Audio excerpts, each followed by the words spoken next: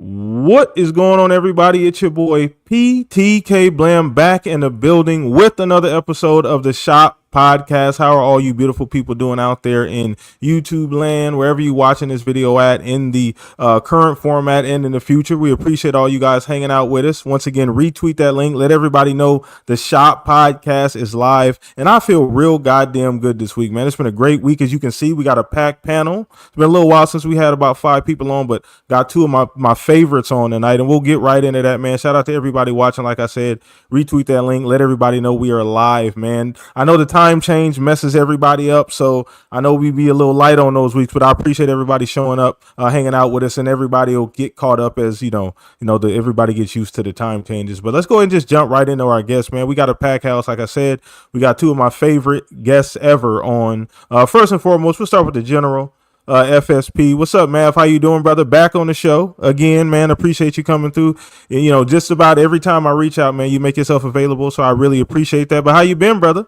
I've been doing good, man. This week, hopefully, no mic issues. Last week we had I had a plethora of issues with the mic, but Yeah. good to be back and looking forward to having some fun. Got 3-bit here, which is interesting. No, I'm just kidding. It's great to have 3-bit here. Fuzzy, Pong, everybody. We're gonna have some fun today. Oh yeah, we got a whole lot to talk about. I feel real good, man. The list this week, I kind of go through. I don't know what your process is, man, but I go through, kind of really our DMs mainly and just kind of scan the timeline. But it was a pretty long list this week. What's the process? I know, right? We don't really do that. We just throw shit together at the last minute, Yeah, I do that though. I look at the DMs. Yeah. Thankfully, we got a lot of people that share a lot of stuff. Yeah, right? yeah. But also, if there's something that catches my eye or whatever, and then sometimes there's just things that you want to talk about. Like last night, I kind of just was like, "Holy crap!" Like everything we're getting, all these game updates, Halo has updates, Age of Mythology has an update, Forza Motorsport and Forza Horizon. We're getting free content in all these games. We have new games coming out. We're getting surprise games hitting the ecosystem. We have awesome games hitting Game Pass that aren't even first party and all that kind of stuff. And I was just like, well, it's just time to talk about the Xbox ecosystem, general, and give it its praise where it's due. So it's always kinds of it just depends on what the mood is, Facts. That jumped out too. So I'm glad you just got into that, but that jumped out right away as the topics. I'm like, man, these about like 80-90% of these are all super positive for Xbox. So, and that's really good to see, comparative to the energy at the beginning of the year. But we'll get into that. We'll get into particulars. But shout out to you for coming through, man. If you guys know what to do, go follow Mav FSP down in the description below. Go show FSP some love. Shout out to everybody. I'm sure we'll have some FSP fam dropping through as well too. Appreciate you guys when you do get here, man. Let's go ahead and throw this over to our next guest, Mr. 3-bit. You was getting some grief before we hit live, but I'm sorry for that introduction. But you should be used to it here at the Shop Podcast. But shout out to you, 3-bit, for coming through, bro. Always glad. I'm always glad to have you here, brother. But let everybody know where they could find you and what you've been up to. Oh, you guys can. I'm just kidding. Man.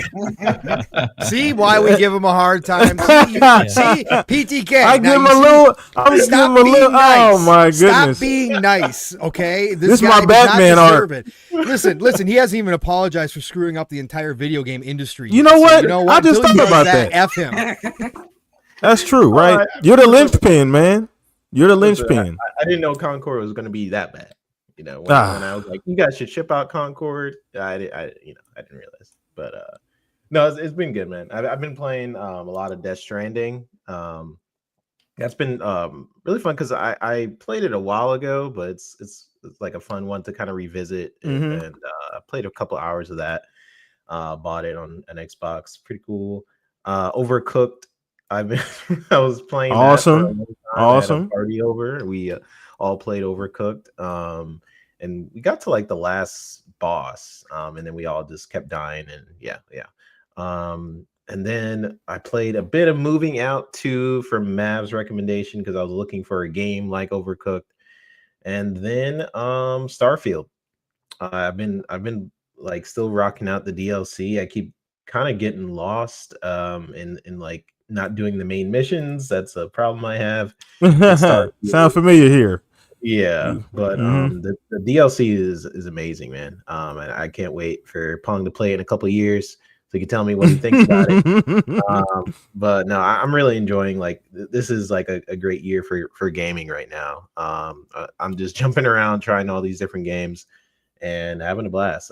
Death Stranding. Also, I don't know, like last time it didn't click for me as much. I thought it was pretty soothing to play last time, but I don't know. It was like I didn't like super pay attention to it, like the story or anything. A little bit more into the plot this time around, and it's pretty good so far. So looking forward to playing it a little bit more. But yeah, good week for gaming wise, because I normally don't get to game a lot, job stuff. But yeah, it's good gaming week. Oh yeah, the stars are aligning, 3-Bit. That's just what it feels like for all of us, right? The gaming industry for you, right? You know, being able to come on a show tonight, all the games you've been playing, like you said, you usually, a bit busy, between ruining the gaming industry and other things. Right? So but shout out to you for coming through, 3-Bit. We appreciate you guys. Go check out 3-Bit. Pixelated Echoes, found the co-founder, Pixelated Echoes. So go shout out that as well. Go drop some comments over there as well too. But shout out for you coming through, 3-Bit. We always love having you here, brother. It's always a good time. And let me throw this over to my brothers, my two right hand man here. We'll start with you, Mr. Fuzzy Belvedere. How you doing, brother? What you been up to, man? Oh, I'm doing great. Glad to be here with you guys. Just been gaming as well. Just been spending some time in Prey. Rolled credits probably for my second or third time now, but got it finished on PC, doing the new Game Plus. Been playing a lot of other things in Game Pass, kind of clearing the backlog and stuff. Was it Turnip Boy Robs a Bank? What else did I hop into? Oh, Aliens, because still one of that nice horror sci-fi kind of mix, and I know I had like a lot of skins that I hadn't unlocked before, so hop back into that. But just been some busy on some games, and watching people on social media not support certain games or not support certain hardware recently released, and arguing back and forth instead of enjoying games. But just having a good time. A lot of cool stuff to talk about tonight, so can't wait to do it. Glad we got who we got here tonight, and this is gonna be a good one. Awesome. Glad to hear it, man. What's up, Pong? How you doing, brother? Oh, what is up, everybody? What's going on? Another good Saturday night. Happy to be here, PTK. So obviously to get to chat. I have been completely out of the loop this week. So I went back in my old pond of politics, because obviously it was a big week for that, and I haven't done that in a long time. But my week was 95% there. So I didn't even know a lot of the stuff that was happening until we started getting to talk about it on Thursday with me and Mav, and then obviously this morning with Steele and I. So I've been having a good time chatting up stuff and kind of going back and reading some. That's of the very unusual too. So this is massively super again. unusual, Again, like I said, that was my former life, and I don't do it as much. But obviously, this is a big week, so I jumped back over there, and I was fully inundated into that whole world again, which was crazy as always. But it was fun week. So no. Otherwise, filthy casual week again. I got nothing to sell you guys because I'm still filthy console casual. Call of Duty and Diablo. So again, I'm going to be boring here and just say that I'm having a freaking absolute blast with both of those games still. And that's all I am. I'm now Paragon 120, Torment level 2. Soloed that out. You caught up this week. Yeah, wow. I did, sir. Wow. Yeah. I started rolling in the what is it? Is it the pit? I can't remember what the. I mean, it could be the Underdark. No, is it the timed one? No, it's the wave one. That's the Infinite Hordes? Yes, Infinite Hordes. I was rocking out in those. Yeah. So, massive amounts of experience. Some really good loot down there too. So, that's what I did all week. So, yeah, I soloed, got the Torment 2 at Paragon, like 105, 110. Really happy with my build right now. Got lucky this time around because, again, I don't look at things. I don't go meta. I just kind of go with my gut feelings and kind of play around with stuff. I mean, really you played enough Diablo to kind of like instinctually know kind of what works.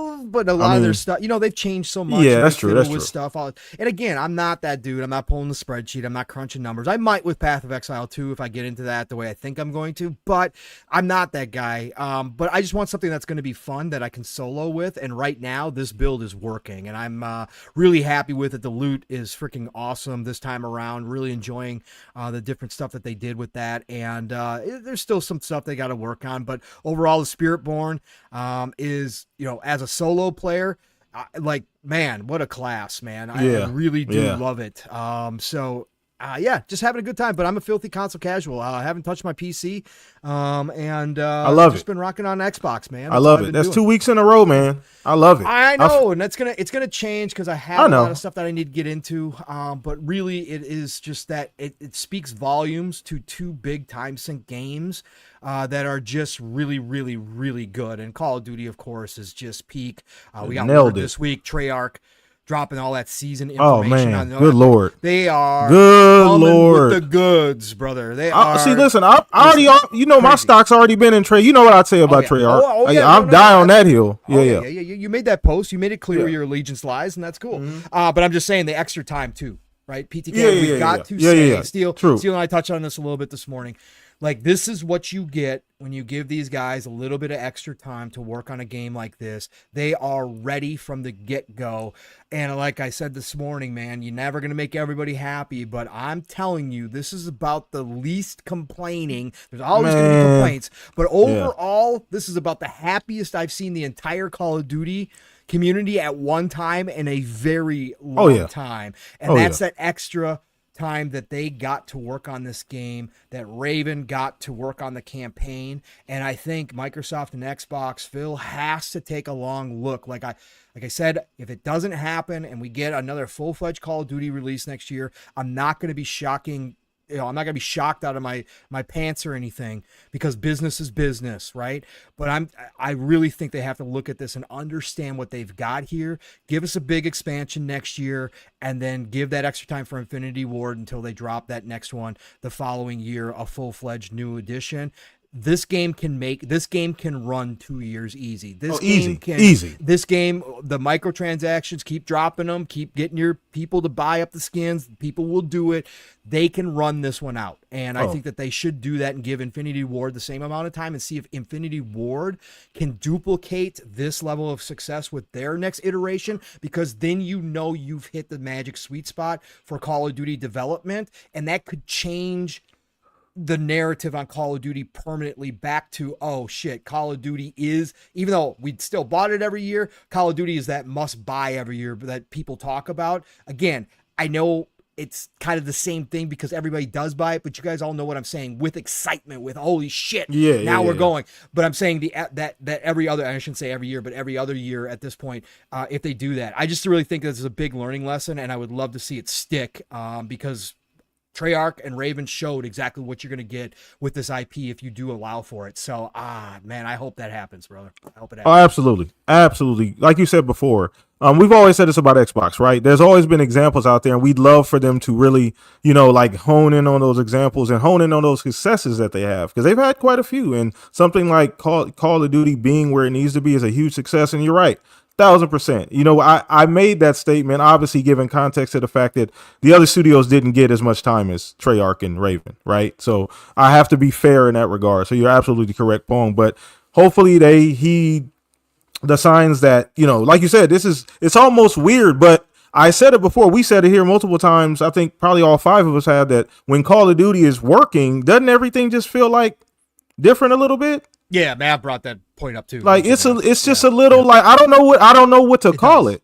I don't know what to like. Maybe there's a word for it. Maybe somebody in chat, maybe one of you guys got a better word. But it just feels like everything just works and everything's right in the gaming community, right? So it just feels good. You know what I mean? So once again, that kind of leads off the topics here, everybody. Shout out to everybody watching live, like I said before.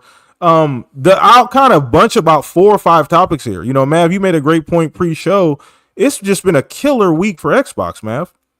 I'm bunching. Oh, go ahead, bro. Yeah, I mean, it's like all these updates. Like, is one thing. I mean, nobody talks about them, right? But like, it seems like every game of their living games is what I'll call them. I know the ongoing games, games of service, whatever, but like, there's lots of free content. You have game previews kind of getting announced where you have, um, hey, we're having a documentary for South to Midnight. Hey, oh, by the way, also here's a deep dive Deep dive, gameplay yeah. look at Indiana Jones. Oh, hey, also, hey, there's season 1 coming for Call of Duty, and you have more content than I can ever remember them having for Call of Duty. Oh, hey, S- check this out. Halo 2's back within Halo Infinite and in a huge way. Like, it's Stalker just 2 went gold.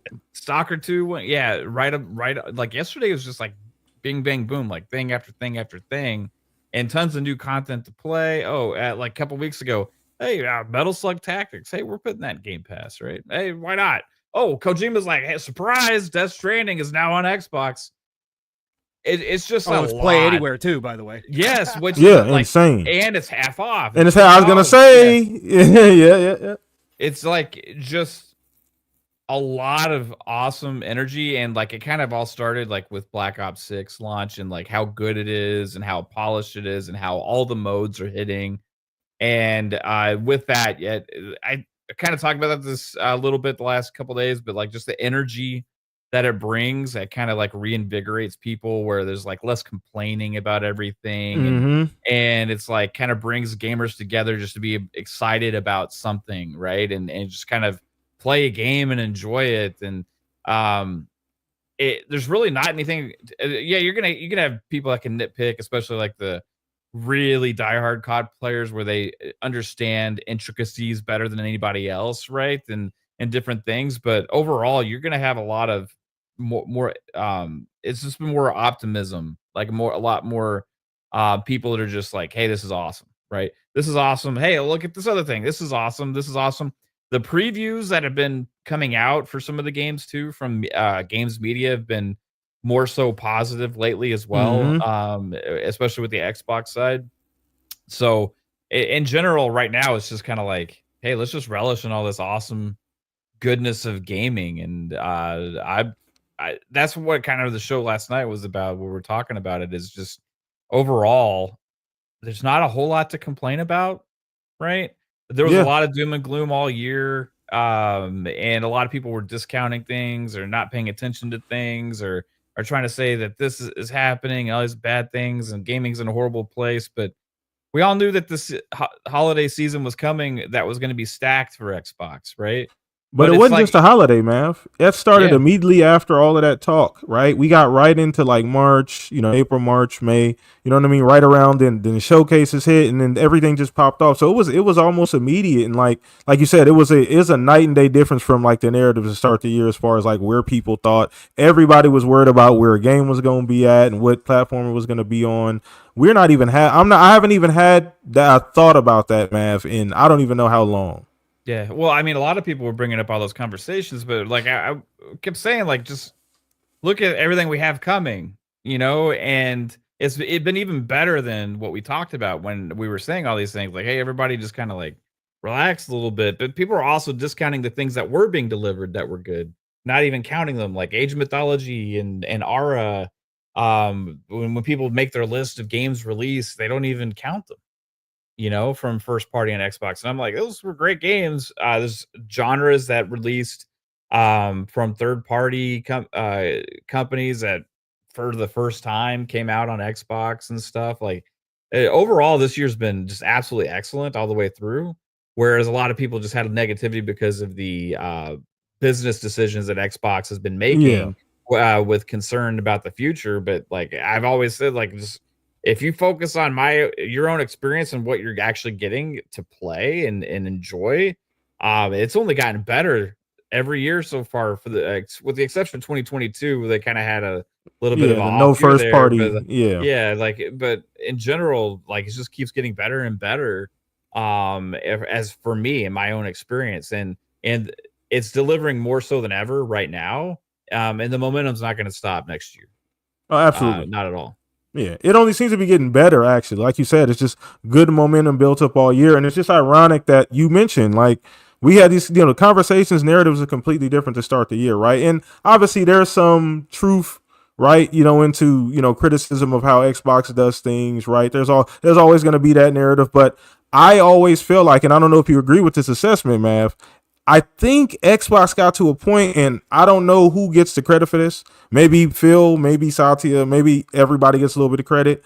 It kind of feel like they just stopped worrying about, you know, pleasing everybody, like trying to figure out what everybody wanted. They kind of fell into a pocket of, okay, we have a plan and we're just going to do that. Yeah.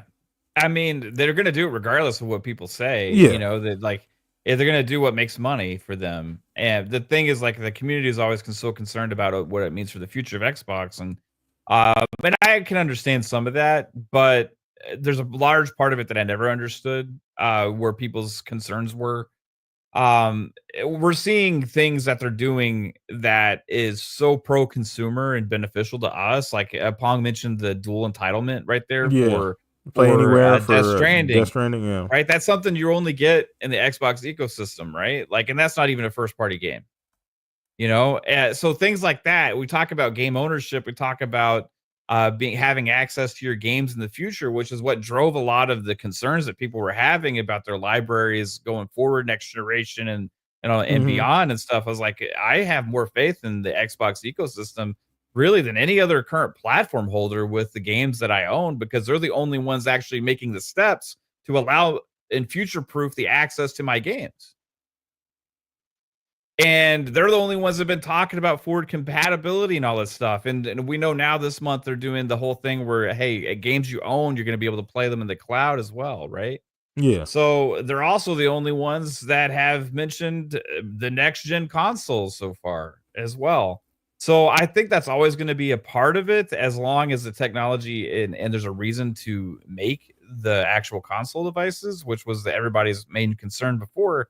But they've shown the ecosystem has grown so far past that, right? Where everybody was like, oh, Xbox is doing this or Xbox is doing that, so they're going to be irrelevant, or who cares, and all this stuff. I'm like, they're bigger than they've ever been, and they're just expanding because they're reaching more people. Yeah. Right? It's just different. It's different, like, than what they were. Like, it's a transformation of the company to something that we haven't ever seen before in the gaming industry. You have to pivot to your strengths, right? And that's kind of what they've done. They are ahead of the curve on the cloud thing. They're ahead of the curve on the Game Pass thing. It all feels weird when you know, kind of when it starts, it feels weird. People got to get used to it.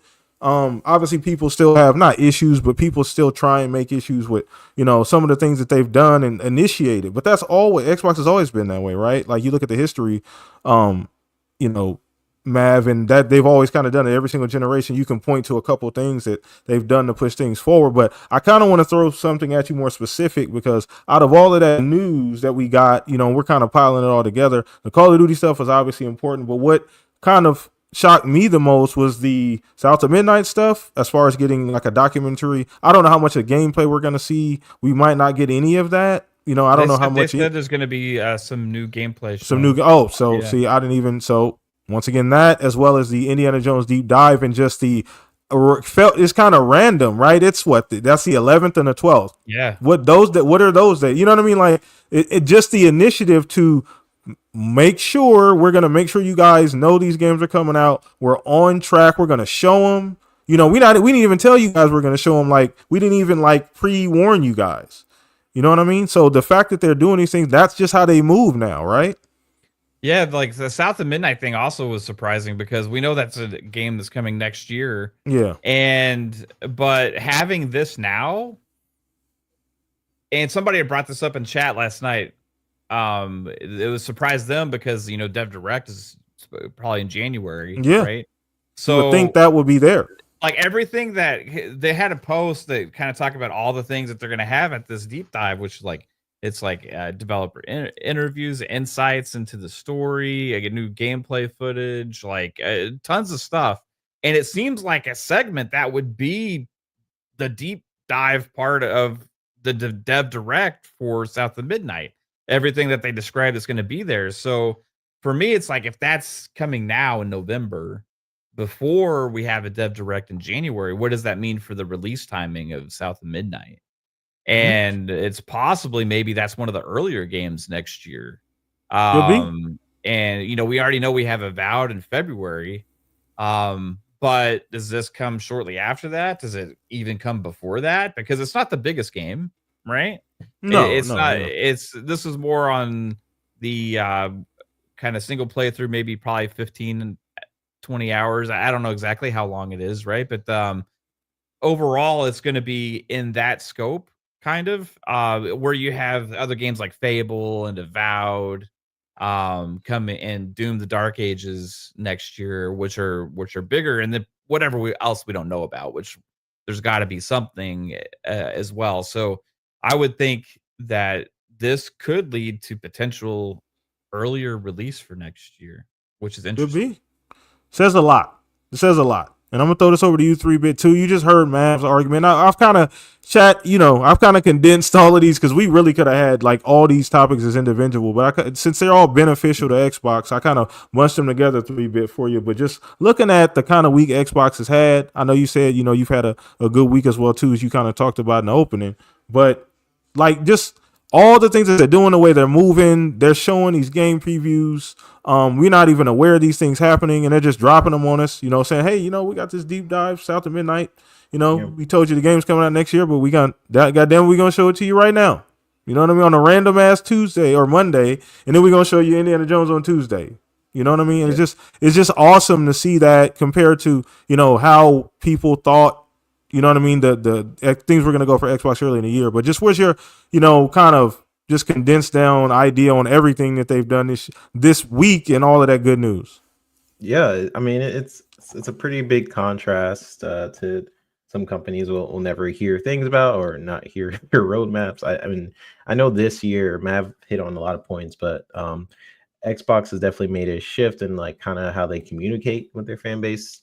Like kind of after they announced the 4 games, I think like they're like, I don't know, this definitely made a difference there. And I think what the game industry is kind of realizing when you have like Bandai Namco and Square Enix, it's like if you're a third party, there are kind of different ways to expand your audience.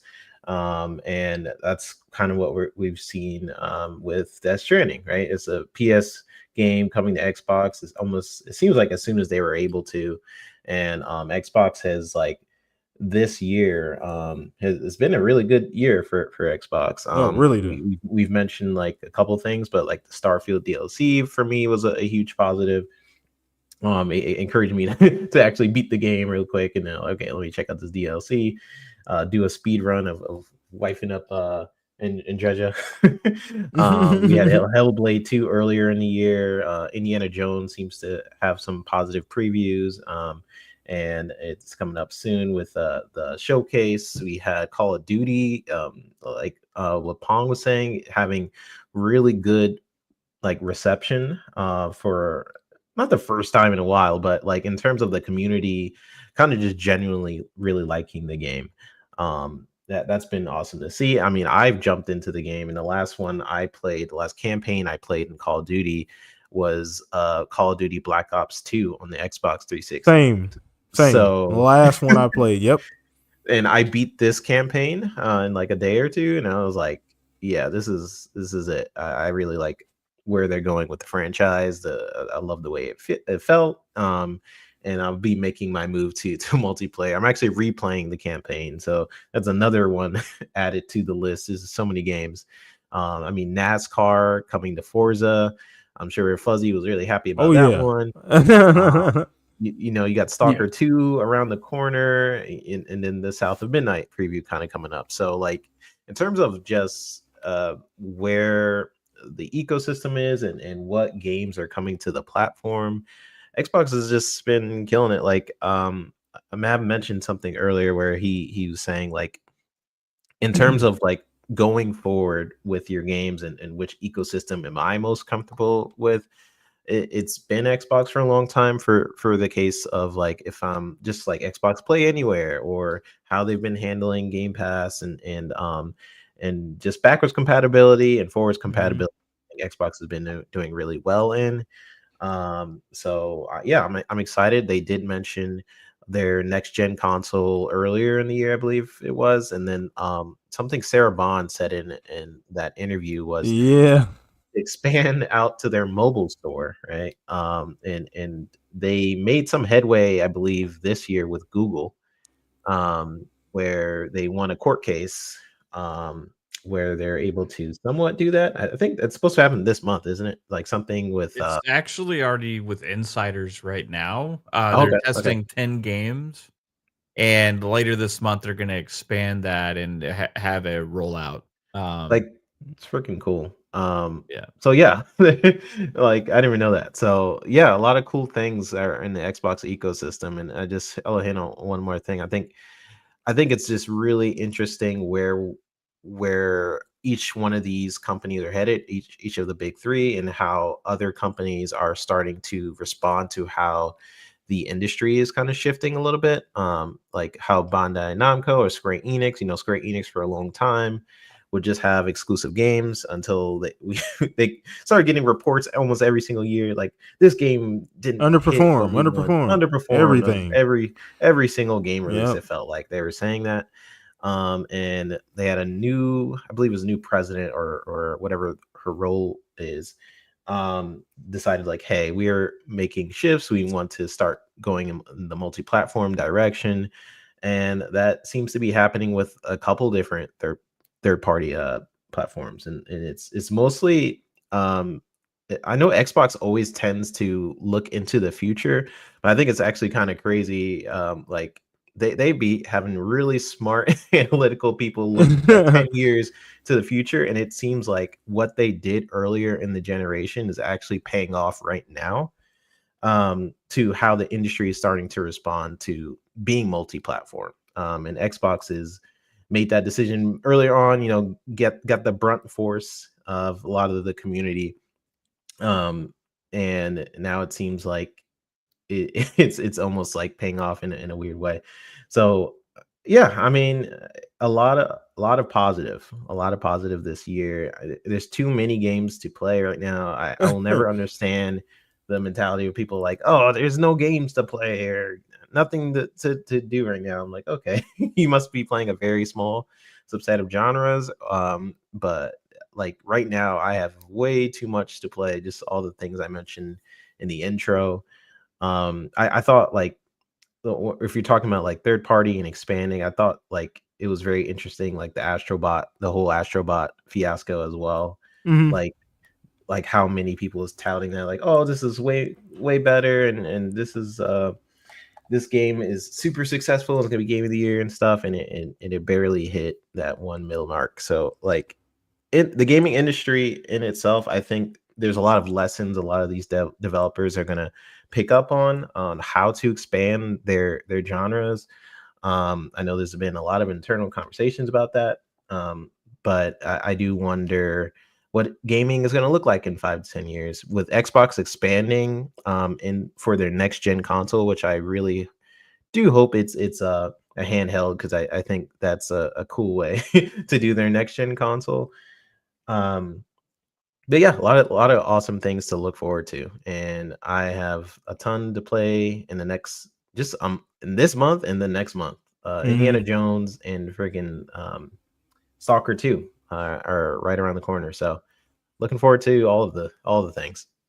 Well, absolutely, bro. You made some great points. Great points, man. Kind of piggybacking off what you and Mav said, just about the variety of things that they're doing, bro. Like it's just crazy to see, like you said, the investment. They took you always get the arrows when you're the first one over the hill, right? You take the brunt of what's happening, and it's ugly, right? It's not fun. And they did a lot of brash things. You think Activision was pretty brash, right? You didn't think that was kind of like out of there? I didn't expect them to do that. That's what I'm saying. Like that's a bold. It was risky. I mean, you don't do that without some level of risk. To be fair, I didn't mean to cut you off, but like, no, you're good. You're good.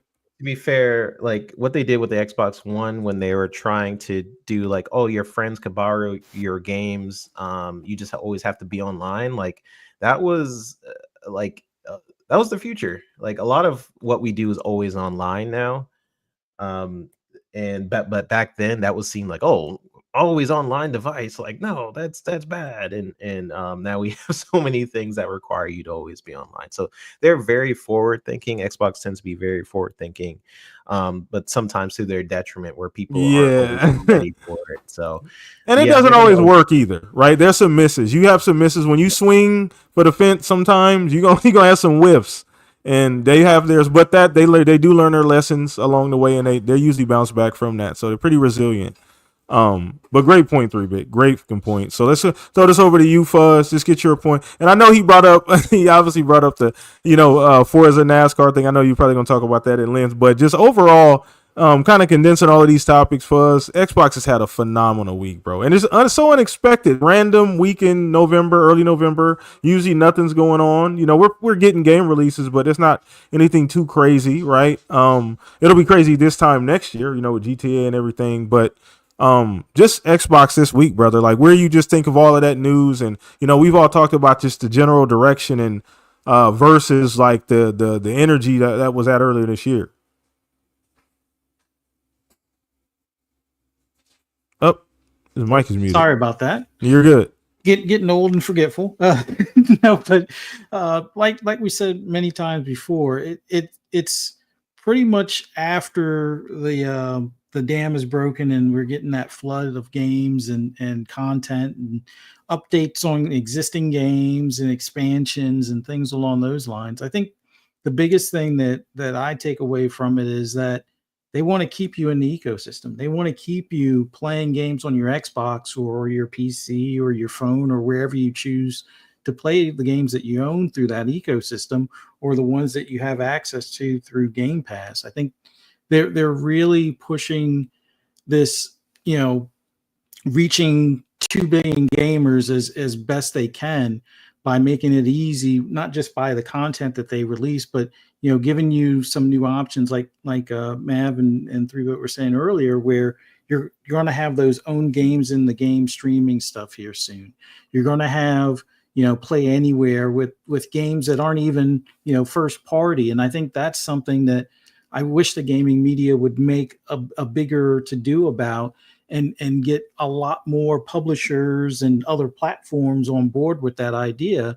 I think the whole idea of cross, save, cross progression, that type of stuff makes it like a seamless, no brainer kind of thing where, all right, you play the game starting on your console and you're going to the grocery store, you're heading off to work and you want to take something portable with you, whether it's a Steam Deck or your phone or a future handheld device or something like that, and you can play on your lunch break. And then when you get home, maybe you're checking your emails on your computer. Oh, you might be able to get a quick achievement here or there or something like that in while you're at it on your laptop. Like, there's numerous ways that you have access to this ecosystem, and I think they're doing their best to kind of lock you in. Even though, Phil made mention that they lost the worst generation to lose with the Xbox One, where a lot of people were going digital, but they're making it so that doesn't even matter anymore because you have access to that 400 plus library through Game Pass. Plus, you have Play Anywhere, where you get this dual entitlement of a PC and console version of the game, and then to be able to stream it to your phone. That all of that stuff is just what keeps me excited for this platform. And the fact that we're getting some additional news next week about a deeper dive for Indiana Jones, a documentary on South of Midnight, for existing games. Even though I haven't picked up the expansion just yet, you guys are loving Diablo, and I'm kind of itching, but I'm going to wait for a sale kind of thing. But I'm definitely re-downloading Forza with the whole NASCAR expansion that they've added, and they recently did the drift modes and things along those lines. Still playing Forza Horizon 5 with the cars that they add every month and with the weekly updates and things. And it's just so exciting. So that way, no matter what type of game you're into, they have a wide variety of things, not just coming to the platform, but already there. So it's, I don't know. It feels like a continuation of Gamer Christmas, to the point where I'm trying to tackle my backlog as best I can before 2025 really kicks off, because I think that's going to be the part where we start getting overwhelmed. But it's a good problem to have in this space, especially when other platforms you may own don't really have a roadmap, and that I think is probably the more frustrating part, at least for me. There's only one game that I really play on that other platform.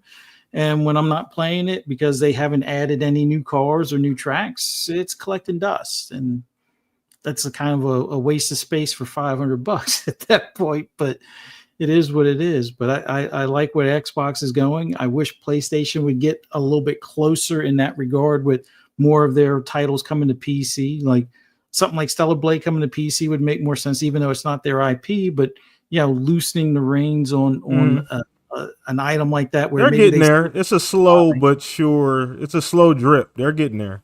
Yeah, and they got to figure out something to encourage or entice the PC player to link their account, like whether it's skins, DLC, extra content, whatever you got to do. I don't think it's that hard to ask. I know with Microsoft, it's a lot easier, since if you're on a PC and you're using Windows, usually your Microsoft ID can be easily linked to your Xbox ID. It's not like something you have to constantly do. So I wish Sony would figure out something that makes it easier, whether it's cross save, cross progression, or something. But yeah, I'm just enjoying my time on Xbox. Looking forward to the stuff that's coming up next week.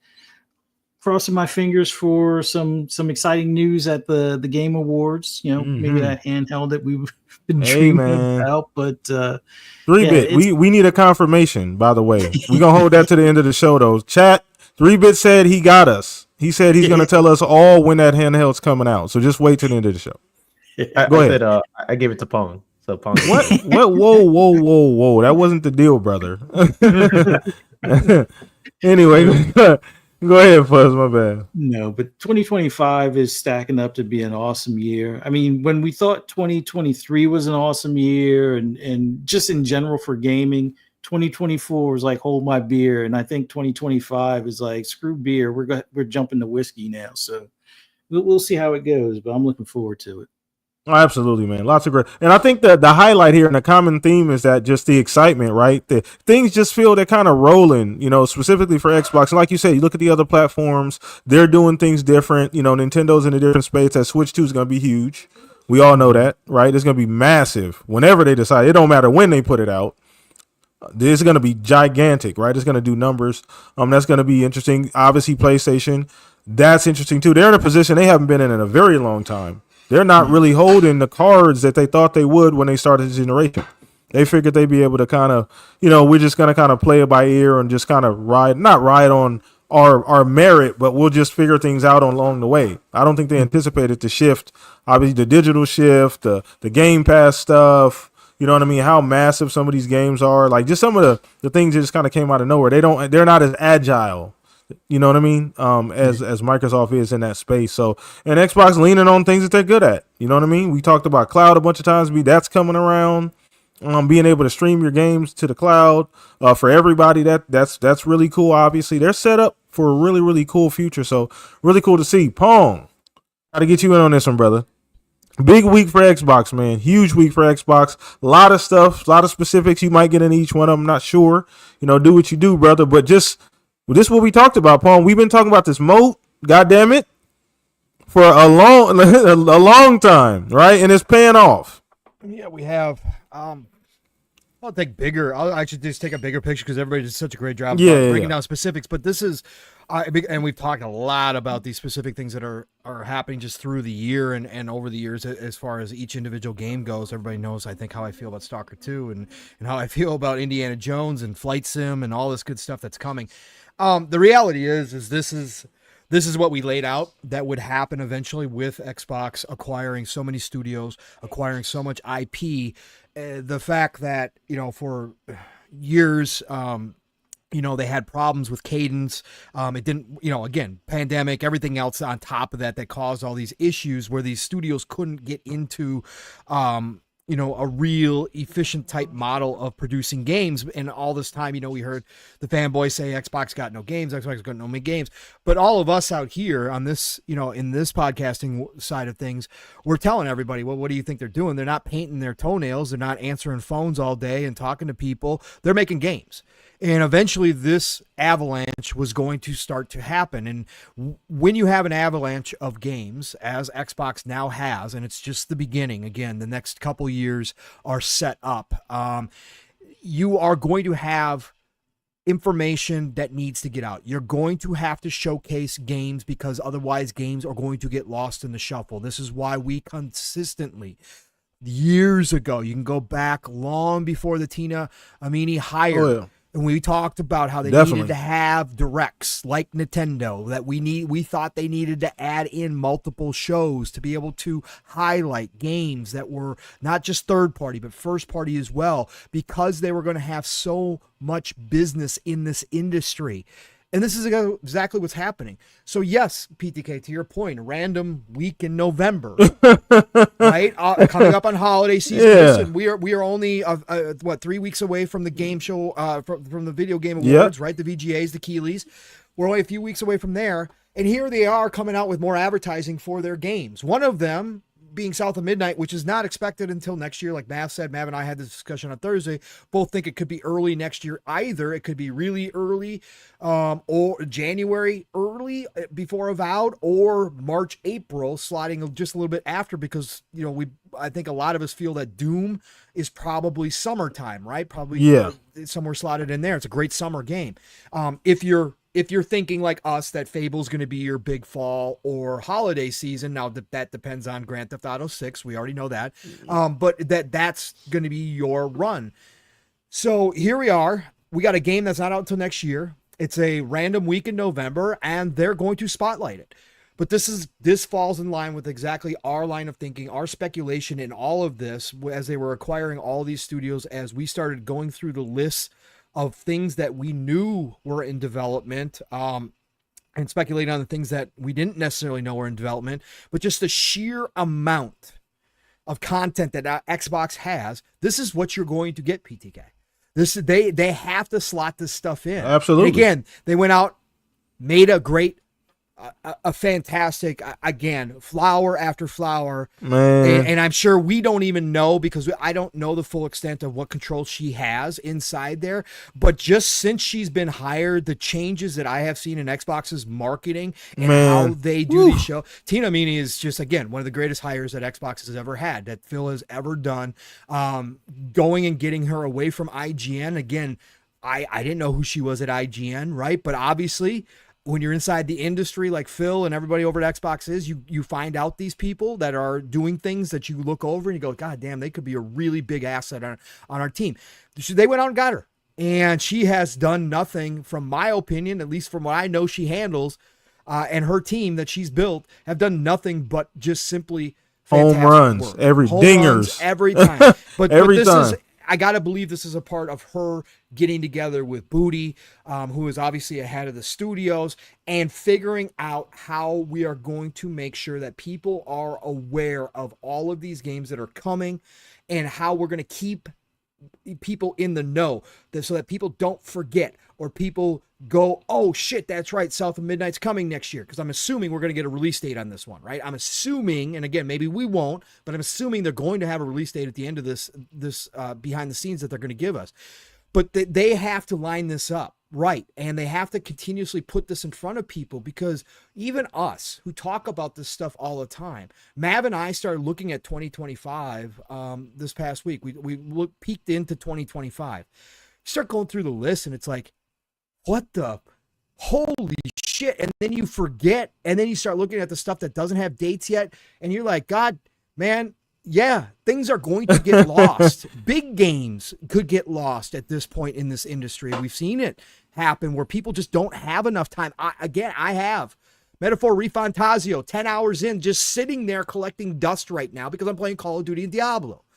This is the problem. There is almost too much content, and I say that lightly. Again, don't think I'm complaining. Yeah. I'm Great not, problem as to a have. gamer. Great This stuff problem. is going to be around forever. I'll have a chance. I'm a grazer. I'll go back. I don't mind playing old games. If 20 years from now I decide to go back and play some game that I didn't get a chance to in 2024, I'll do it. But I'm just saying that it's almost to that point now, PTK, that the overload of content that we have, you have to, as a publisher like Xbox, and Xbox is now potentially the world's largest publisher at this point of video games. You do have to be very strategic in making sure that people are aware of what you have coming out. So I think this is a great moment. We kind of saw this coming with their lineup this year, like Mav was hinting at and talking about, and everybody here talked about, but I'm just saying, we kind of saw this happening because we did have another lull this year, a little bit. Again, it didn't work out one per quarter like Phil wanted to. I think next year it is going to be one per quarter for sure.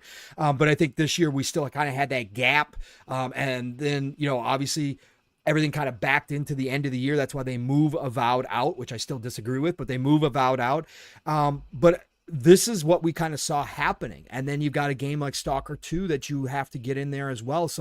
A team like GSC Game World that you've supported this entire time, that you have an exclusivity deal with, this game was supposed to be out a year and a half Man, ago. they went through hell, literally. They went through literally hell to get this game. So yeah, you got to give that its proper time as well. Obviously, they're massive, and the game is looking like it potentially could be a sleeper for a lot of people. So you got to give it the proper spotlight so people go, oh shit, yeah, well, Stalker 2 is actually something I need to play this year because of how good it's looking. Otherwise, it could be one of those games where people say, I'll get to it. Maybe I'll put it off. It's not really my thing, blah, blah, blah. That's what people do now because they have so much to play. So you get it in front of people more and more and more. And obviously, the whole idea behind that is business, that you want as many people playing your games in your ecosystem as possible versus your competition. And your competition is mobile, your competition is PC, your competition is PlayStation, your competition is Nintendo, your competition is all of your competition is movies and TV shows as well. So you want to get that out there in front of people as much as possible and advertise, hey, we got big stuff coming. And it's a lot of stuff coming, not only the end of this year, but early next year. We're going to have some gaming as well for you. Get in our ecosystem, maybe join Game Pass. Oh, did you forget Call of Duty's now in Game Pass too? So come on over, check it out. And then while you're there, check out the other 400 games we got, including these games that we just dropped on you. Flight Sim, right? Stalker 2, Indiana Jones, right? And then next year, Avowed, South of Midnight is going to kick off the year. That's what you have, and Towerborn, etc. That's what you have to do to try to entice people to come over and spend time with your games, your ecosystem. And again, Xbox has so much of that. They've got a massive opportunity, and then from there you branch out into your mobile, into all these other things you're going to do. But yeah, this is really well done. This is exactly what we envisioned. A lot of us envisioned when we talked about this back in the day. We were told that we weren't marketing people. We were told we had no marketing degrees. We shouldn't talk about this stuff. We have no idea what we're doing. Xbox is fine. All of that nonsense literally was told to us while we had these discussions, just throwing out ideas for Xbox and what they could do. Funny, this is one of those times where we hit on a number of things that they actually thought were good ideas too. Not that they took our ideas. They already were thinking about them, obviously, but I'm just saying this is what you have to do, because otherwise these games will get lost in the shuffle because there's just too many other things pulling at people's attention these days, and especially in the gaming world. So yeah, this is awesome. No, absolutely. This is awesome. Great point. Great point. Yeah. Great fucking point. And then you're going to follow it up. Don't forget too, just real quick. Yeah. The Keeleys. This probably means as well that we are getting these kinds of looks at South of Midnight right now, right? And then obviously Indiana Jones as well, which is obviously coming out in December, so you need to do that. But this also means that they probably have plenty lined up for the Keeleys. That South of Midnight is doing this right here means that you probably have other stuff prioritized for the Keeleys. So it's not like this is going to happen and then they're going to go quiet until the new year again. They're going to have the Keeleys. And then I imagine there's going to be, again, potential hardware, potential handheld announcement. We were hearing smoke about that, but potential some big game announcements, 1 or 2 big game announcements, maybe that nobody's aware of yet, coming at the Keeleys, maybe some dates. And then we got to expect we're going to have another direct out the gate at some point in early 2025 for the new year, right? To start off, that's what they've now established is how they do things. So yeah, this isn't just like we're getting a bunch of stuff because we got a lot of games this year coming at the end of the year. No. again, this is going to be the continuation going forward now. Now Xbox has that rollout of content in a good cadence by the looks of things. Anything can happen, anything can change. We've seen it time and time again, but it feels like Xbox finally has that consistency where next year it's going to be from the opening gate to the end of the year. It's going to have big games for Xbox each quarter, filled in with a bunch of smaller games, filled in with the third-party deals, and we're going to be seeing shows just like we did this year throughout the entire year for Xbox next year as well. You know what's crazy about that statement that you made about the Keeleys, and I'm gonna spin the block on all of us here because I do want to get into this topic. You know, it's kind of a continuation of what we all talk about, and I'll start with Mav here. But what's ironic about this statement you made about the Keeleys is that there is absolutely no reason to doubt Xbox. They've been so good at all the shows they've gone to.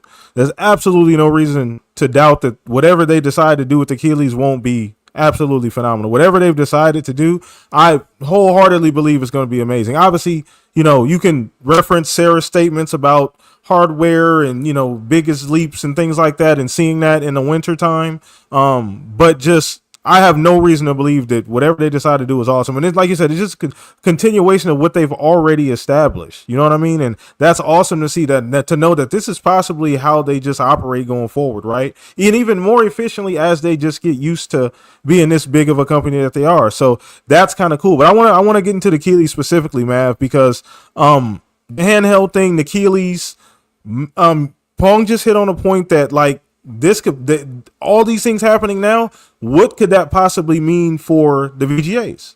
So do you have I'm sure you've talked about it. I'm sure you guys talked about it on PM and the PM, but what's your theory? Yeah, I think there's going to be probably a new game announcement or something at the Keeleys. Like, you look at what they've done in the recent years there, right? The only year where they didn't really have anything was at the 2022 weird year 22. Yeah, like they were under intense FTC scrutiny. Like they had just gotten the bad news right before that. The FTC was attempting to block the deal. They were purposefully, seemingly, like they weren't doing certain things because they were being looked at so tough and stuff, and that they kept cutting to Phil in the audience there, and he looked like not himself, as well. So that was the weird year there. But if you go before that, like they've had Hellblade there a couple times. They showed Perfect Dark there. They had the freaking console announcement there, right? They had and then last year they had Blade, right? So overall, like, it's reasonable to have some kind of assumption that they could have some big announcement at the award show. And we already know everything that they've announced this year. All these shows they've done more than anybody as far as not just announcing games, but showing games, appearing at every opportunity. That's something that it's crazy that we're seeing actually take place.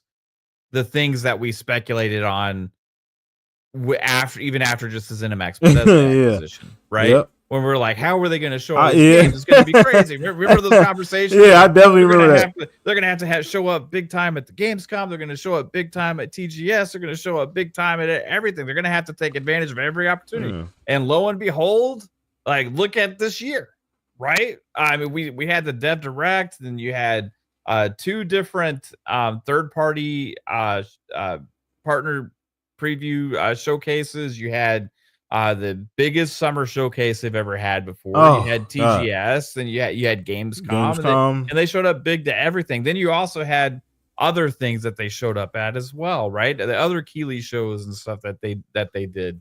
So, yeah, I would assume they're going to show up at the Game Awards as well. But was something that was probably held from one of their other shows because they wanted it to stand out on its own, right? And much like maybe they did with Blade last year. And it's possibility, it's something that Fuzzy mentioned yesterday, and I kind of was on board with this one, is that ZeniMax Online game, man. I'm honestly surprised it hadn't been announced yet, with the rumblings that it seemed like the energy that was coming from some rumblings in the background about how excited they are for that game, how it was going to be a great year this year for that studio and all that kind of stuff, right? We still haven't really had the words about that game that we assumed would be there. So ZeniMax Online's big game would also make sense to show up there because it's it's probably gonna be multi-plat, I would assume, right? MMO. So ZeniMax Online's game would be one I would throw my hat in the ring on to show up at the Keeleys, just as an oddball. Ooh, I like that. I like that. But besides that, other thing I was mentioning is like there's a couple of IP, like new IP type games at ABK that we don't know about right now. Stuff that they've been working on, the Infinity Ward project. There's other stuff as well. So something from one of those teams could show up big. Whatever it is, I think it's going to be a big game, something that's going to draw a lot of excitement because that's the point of showing it there. Yeah. Right. You want to bring people to the ecosystem. You want to get them excited about the ecosystem. You want to draw attention to the fact that get people talking about this game and have them look forward to it. Right. So that way they can learn more about Xbox and learn more about Game Pass and all these other kind of things. That's why you show it at a show like the Game Awards. So I expect one thing, maybe even two, but whatever it is, I expect to be a bigger thing. And the catch is though, there's you could pick one out of probably 20 things out of a hat, and maybe still not get it right because it could be something none of us anticipated.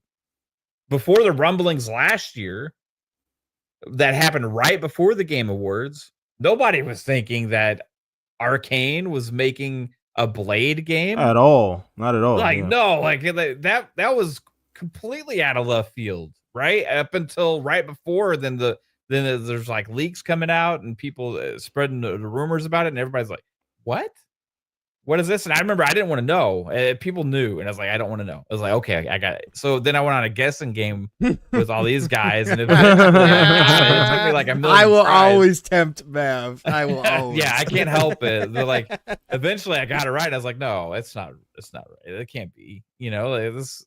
But like, yeah, it actually happened. That was absolutely crazy, So anyway, I think it'll be a big showing, whatever it is, but it's really hard to guess. But I if I had to put my money on it, I would say they'll show maybe ZeniMax Online this game or something from ABK. Got it. Okay. So no hardware for you. The handheld would be interesting if the handheld is a 2025 device, I think it would show up at the Game Awards. But I don't know. It's hard. It's hard to say. Like that's really up in the air for me.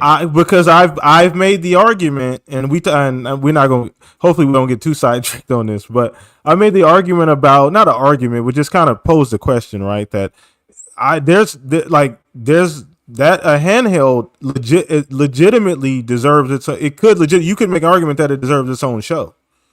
Right, like a handheld, I'd be completely okay with them having their own show for that device. But you tease it here like they did. Yeah, for sure. This is exactly what they did with the Series X when they announced the VGAs, right? Right, they show it off, but they don't say anything about. You just get a visual. You get the visual, and then you just know. What's I'm cool with that, and that starts the fire, right? And I think that would be. This would be like Mav said. It's dependent. Again, we're just starting to hear things that they might be ready. That the handheld might come before the next gen. Again, we've had that conversation how this was all going to go down. Really, nobody knows for sure. Nobody knows how this first handheld is going to slot in, and I say first because I think there could be other iterations. But I think this could be the time that they test it if they're ready to launch holiday 2025 with a handheld again to coincide with the fall release of GTA 6. If this thing plays native games, if it's able to play GTA, it's the only handheld device maybe at the time that can play it natively. Right, because we don't know if there's going to be a Switch 2 version of GTA 6 out the gate or not, then this would line up, and this would be the spot where you do go ahead and tease it, just like you did the Series X, and throw up that big 2025 or holiday 2025 on the screen and get that blood pumping, man. That's how you do it. All along, I thought that's how the way they should do it. We'll go anyway. If they release if they're releasing a handheld, a lot of people speculate it's going to launch at the same time as the next gen console, and I was always kind of thinking like, well, I think it would make more sense to release it before then because you don't really want it to be the next gen device. And it doesn't get in the way. It's a completely different market too. It doesn't get in the way of what you're trying to do with the handheld. You don't even have to market it the same way. And it's a perfect bridge too between the two, right? Because if it's from a spec standpoint, if it can run, games maybe like a GTA, like Pong said, then you've bridged that gap. You've already got kind of future proofed it at that point. Being able to play, these larger, more complex games. Right, but going beyond that, like specifically, I want this thing if it's real and it happens, which we know. I mean, there's enough smoke out there that they're launching a handheld, right? We just don't know when. But when they launch it, I want it to play games natively. Same. Right? Same, yes. And for me, thinking about all the conversations this generation, Series S and Series X, I don't really think the Series S held things back. But imagine that it was a handheld that had launched at launch time this gen, right? That would be even more drastic. Yeah. So, like, I'm surprised a lot of people haven't been really talking about this, but if you launch next gen with a handheld and a premium console, then the expectation is that next gen device that plays next gen games natively will always have to be able to play those games for the entire generation, right?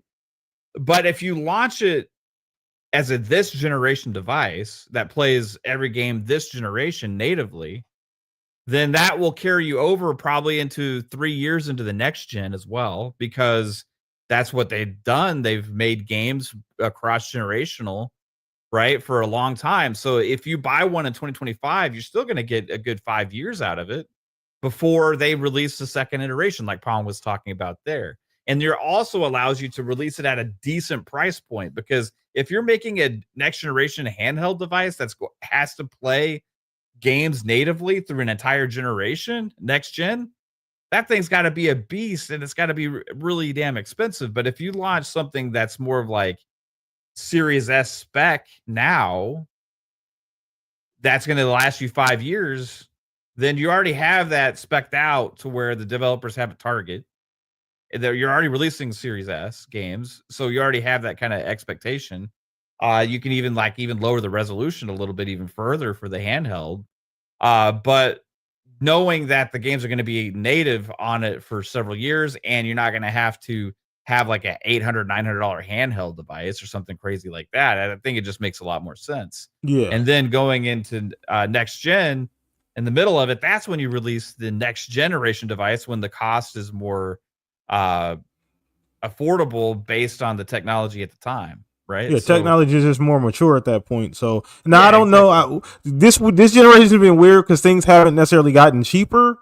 So this has been a backwards generation too. So we're kind of assuming things will get cheaper. It really hasn't worked out that way, at least not currently. But we'll see how that plays out too, because that'll play a big role in it. But I do agree with the assessment as far as the handheld too. So 3-bit, for sure anyway, how this is all gonna happen. So chat, let's just all sit back and listen as 3-bit reveals to us like how this is all going to play out. Go ahead, 3-bit. And how he's going to screw it up.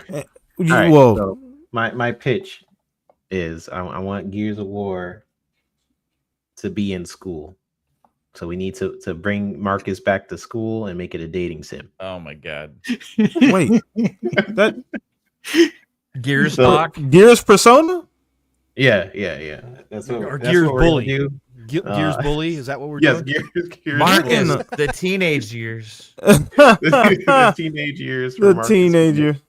No, I think Mav made a lot of great points in terms of like where the handheld could be, what are the benefits of doing handheld, and the fact that Xbox set up their ecosystem this way gives them kind of an edge on how they want to handle if they do handheld.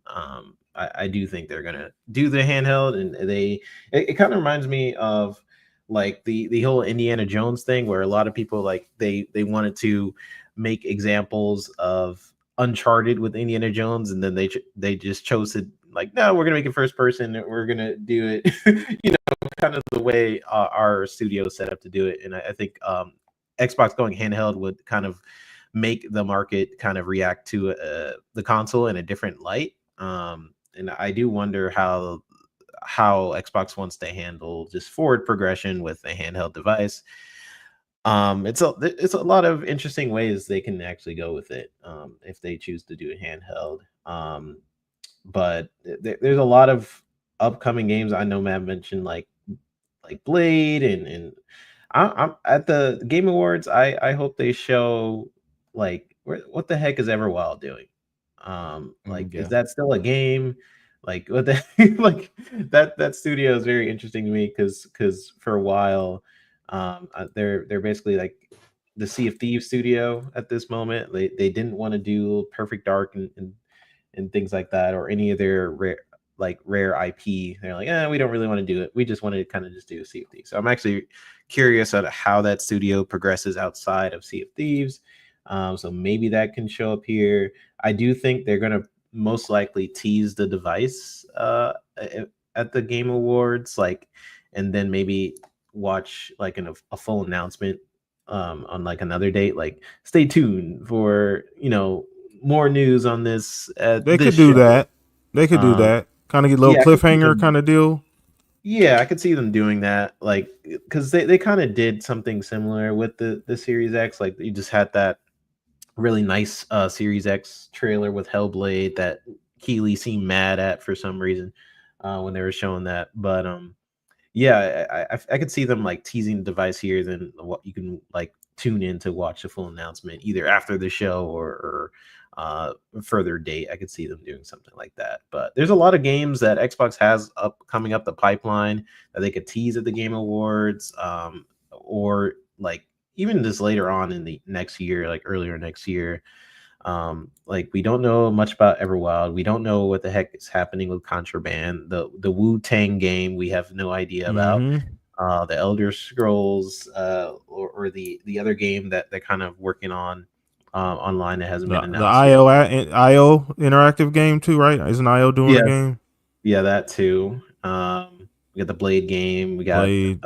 Avowed coming up around the corner, which I agree with, Mhm. with Pong. I don't think that should have been delayed with this year, but it's all good. It's all good. You had like Clockwork, Revolution, Another one. and then Hideo's cloud game or whatever. Who knows what that game is? With whatever Hideo Kojima is cooking up, and then you got Outer Worlds too. It's just like there's a lot. That's just off the top of my head of like how many games they have in their roadmap, which makes it kind of exciting to try and plan which ones you think is further in development than the other ones. You're like, oh, I heard some news about this one. I think this Yeah. one's closer. That's always fun for me, and the fun of speculation is to kind of figure out where these games are in development. Is this one ready to show? I was like, oh yeah, I forgot about this one. And yeah, I think them doing a handheld, I feel like it has to be native. I would rather it be native if you're doing a handheld device. Similar, maybe do it something similar to how they did the Steam Deck. Give some storage capacity there. Give options to increase the storage.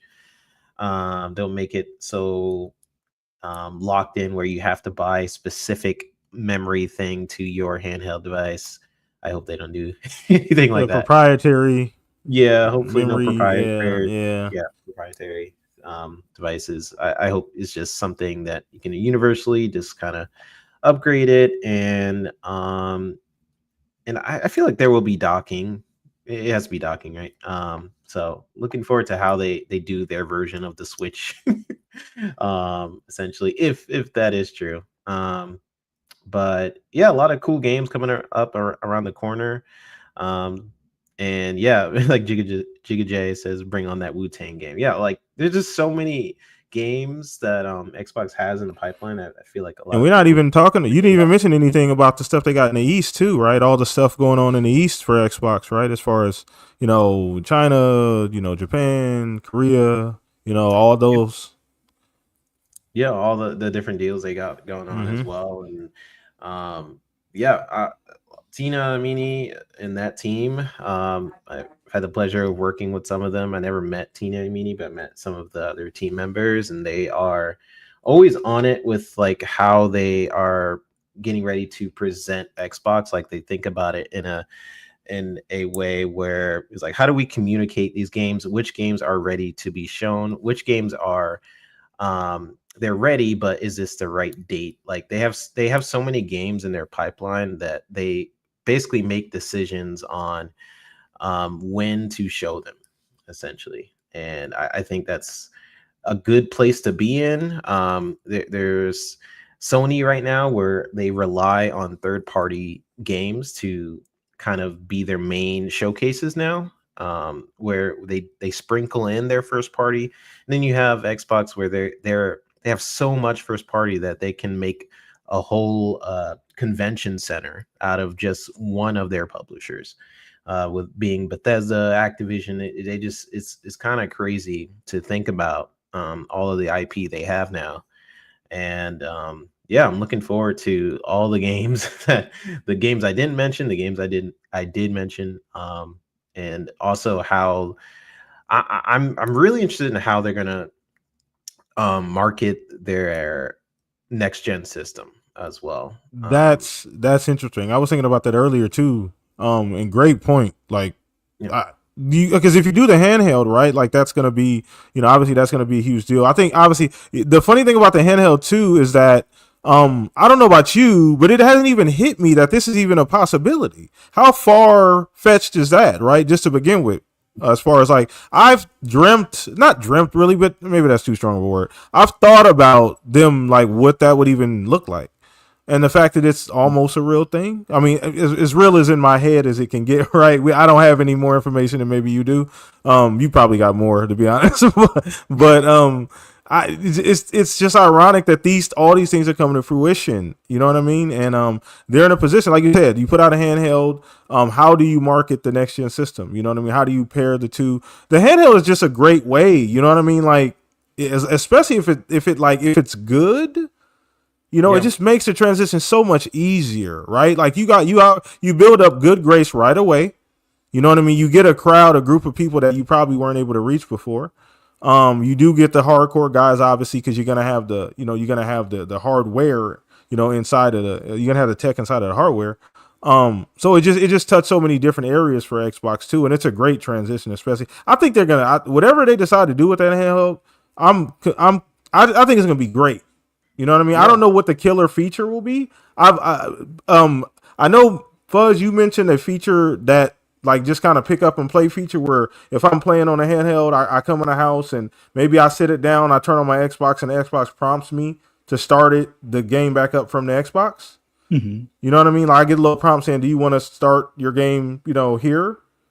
And you can say yes or no, whatever, and it'll start you wherever you're at on it. So something like that, 3-bit. I don't know if you've thought about like a killer feature, because not necessarily every handheld needs one, but I do think it might need something to like distinguish itself. Yeah, they're probably going to need like different features that makes it more handheld friendly, right? Like there's also like we love the quick resume, but I do wonder how that can factor in with the handheld as well, and just how you can pick up and play, because I'm sure they're going to want to do an experience where if I'm playing a game on a handheld and then I want to pick it up later to play on like a console, can you still do a seamless experience with the Series X, or do you want to make it more of a dockable experience where you're like, you don't have to use your Series X? This console is, from Sarah Bond's comments, she was saying like how they want it to be the most powerful console. They want to keep that sort of power narrative alive a little bit. So that's going to be interesting. You think that'll play into the handheld? You think she meant the handheld by that, or just in general, like going forward, all of our hardware? Yeah, I think so. I don't know how they plan on doing it. Like I was thinking about that during when Matt was kind of speaking, like how they plan on pushing that power narrative with it being a handheld. Something they need to really look at is the battery life. It is cool that nowadays, with having the architecture that we have, is a lot of newer consoles are they are as closest to PCs than any other console generation. Like the Series X and PS5 are pretty close to the PC market than any other consoles before it. But in order for them to push that further, like it is going to be hard to put it on a actual handheld device. So I wonder how they're planning on pushing that power narrative with the handheld. It's not going to be like a Switch. I could say that for sure. No, but yeah. Yeah. So they might sacrifice maybe some thing when it's not docked, like when you're just taking it on the go, and maybe it treats it like a Series X when it is docked. I don't know how they're going to do that, but that's for them to. Yeah, right. That's what makes this all fun, though. That's what makes it fun.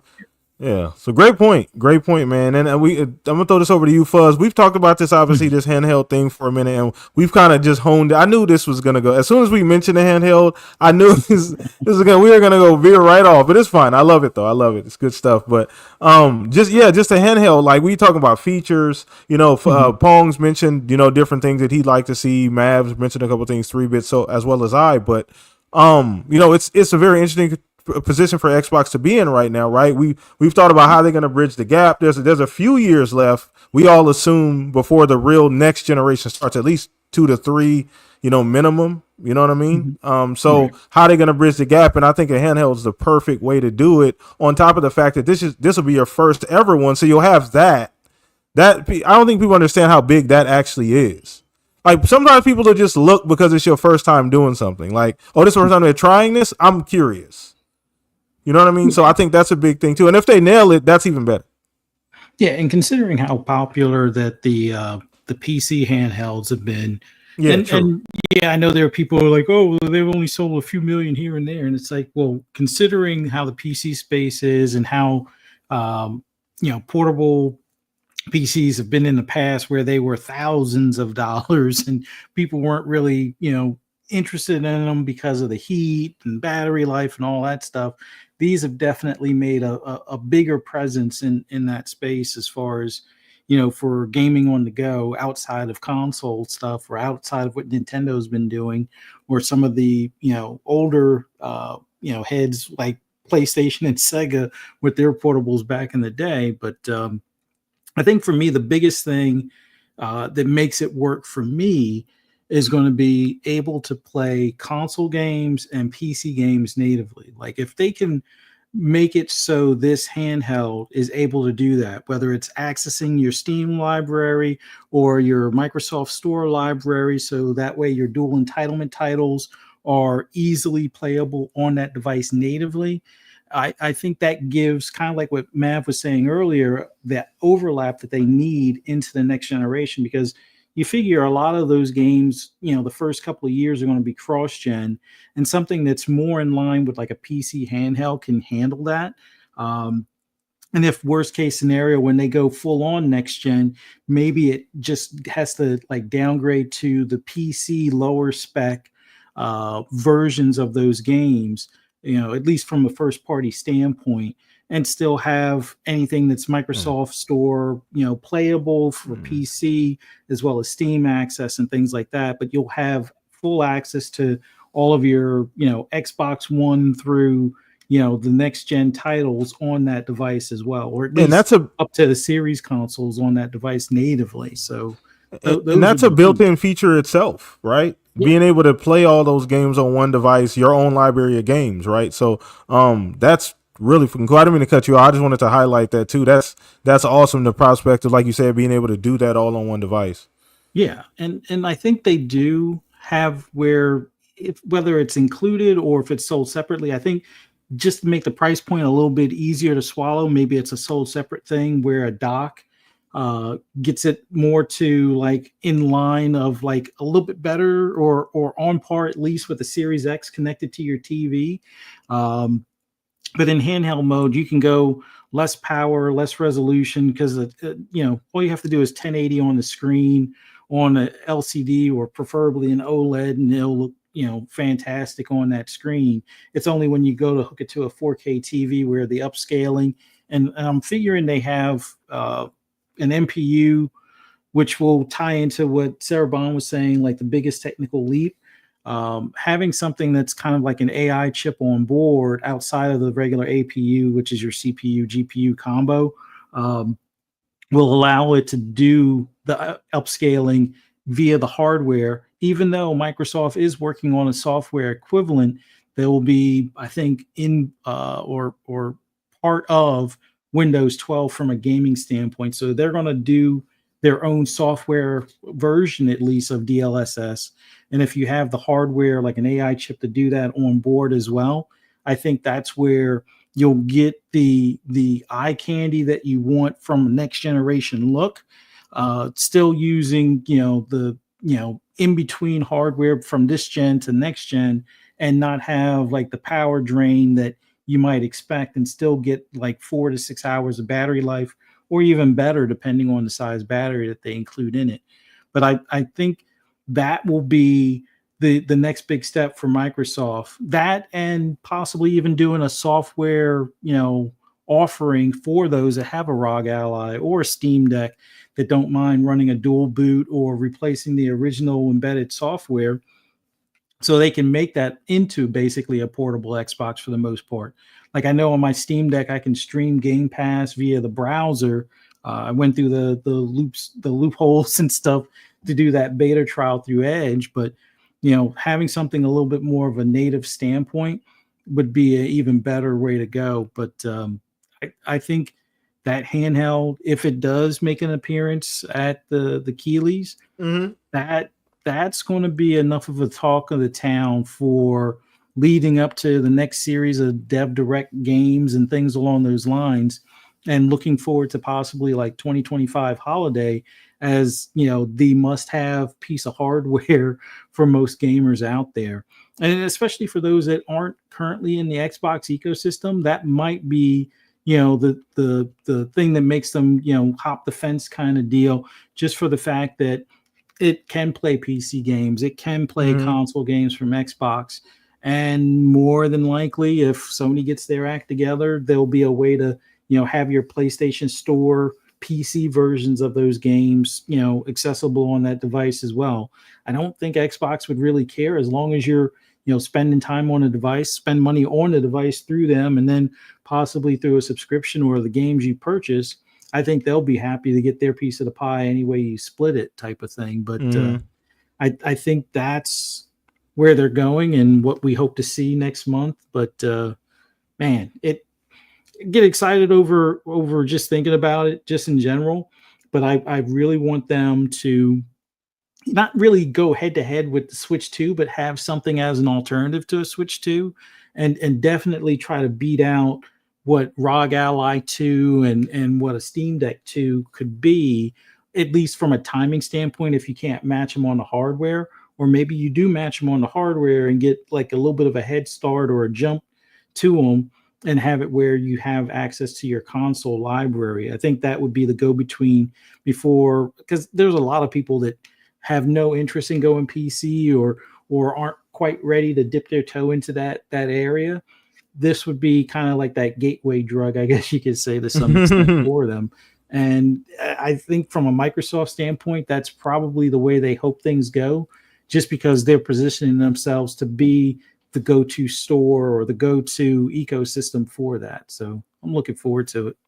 Oh, same. And the cool thing about this too is that I know you brought up the 3-bit, you brought up that point about just the timing of everything and the possibility of just doing a little teaser right at the VG at the Keeleys, and just doing a quick little 20-second, no information. This is what it looks like. You know what I mean? We give you the nice little spin. You know what I mean? We'll splash some water around it. You know what I mean? We'll do all that cool stuff, right? Yeah. So I want to kind of ask you guys, all of you guys as well too, about that, in particular the timing of all of this. So say for instance, they do just a quick teaser. Does that next look at that deep dive, I guess you could say, maybe we get specs, maybe we get a price, maybe you don't get a price, maybe they save the price for later. They tend to do that at like the showcase or something. They'll do the price there, but maybe you just get like a spec, you know what I mean, like a spec breakdown.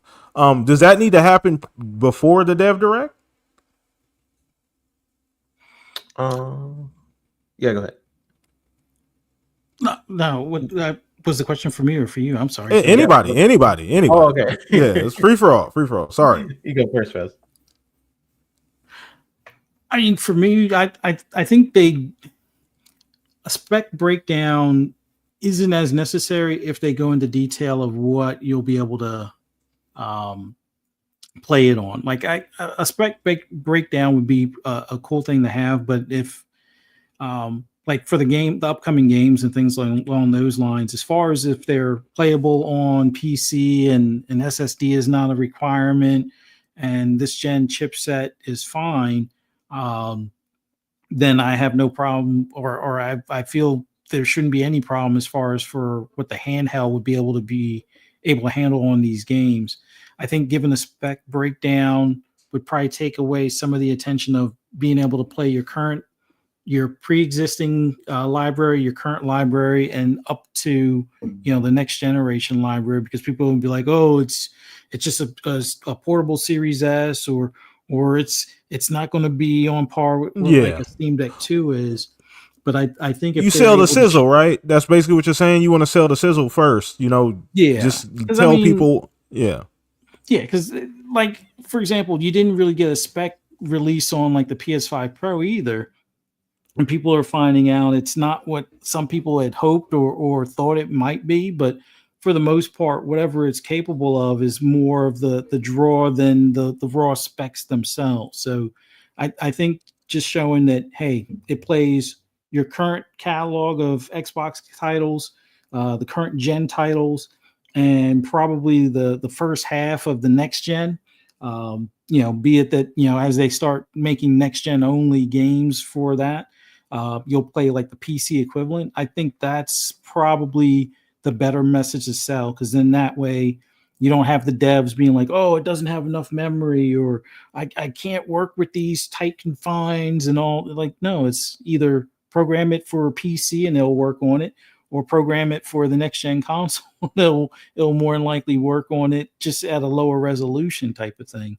But I portable, talking about the specs, I mean, now if the price point is 600 plus or 700 plus, they better talk about the specs to tell people, yeah, this is why you're spending the 700. But I think they're going to try, and this is probably a big ask, but I think they're going to try to keep it at 500 or below, and then, like I said, sell you that dock separate, which be prepared for 150 to 200 for the dock, even though like a Steam Deck dock is like 80, I think, and you can find other ones on Amazon for 40 or less. But I think that's where they'll make up their tech difference or tech costs in something like that, and just cap it at 500. Not that they have to, and we'll see if pricing continues to not trend down after a few years, kind of thing. But we'll see how it goes. But I think the focus on what it can do more than the specs will be their golden ticket. Good point. Go ahead, 3-bit. I know you had. Yeah. I think what Xbox is playing. Sorry, what the heck was the topic? Or were you just talking about like? So yeah, we like the specs of the handheld versus the games themselves before they come out. Yeah. I don't think they're gonna have a spec talk, but I did like how they. What I was gonna say before is like I think what they did before was like giving content creators kind of like the like an early look into the console, which I thought was a good marketing kind of tactic, like which they didn't do with the PS5 Pro. They kind of just surprised digital fans. You're like, oh wow, here we have the PS5 Pro.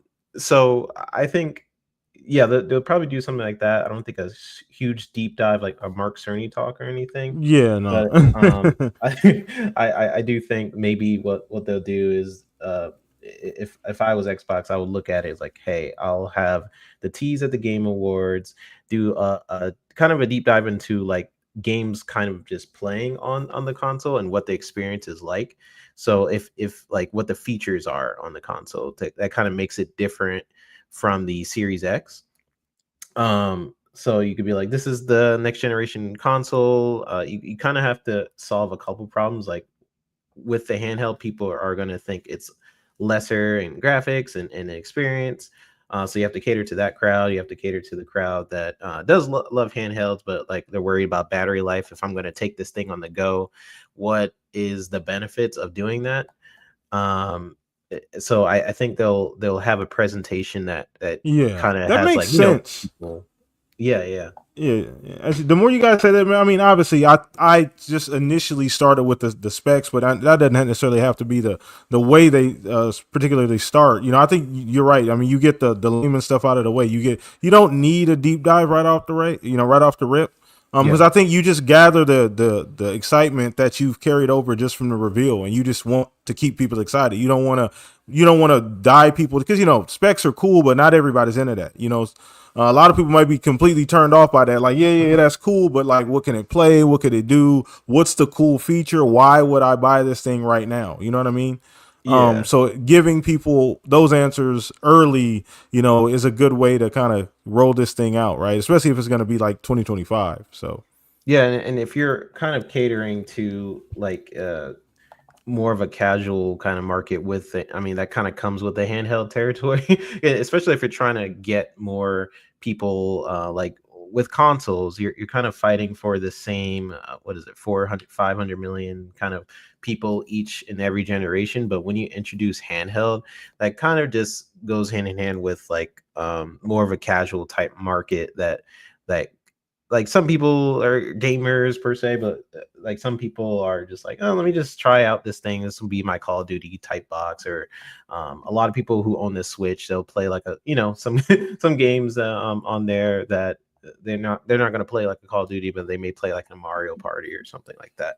I think they're going to want to market it like market the benefits of it being handheld first, and then as they kind of go down the line, then they'll have like let the content creators talk about the exact specs and why it's good and and things like that. I think how they would want to approach if it is a handheld is kind of dictate on the features and why you should get it.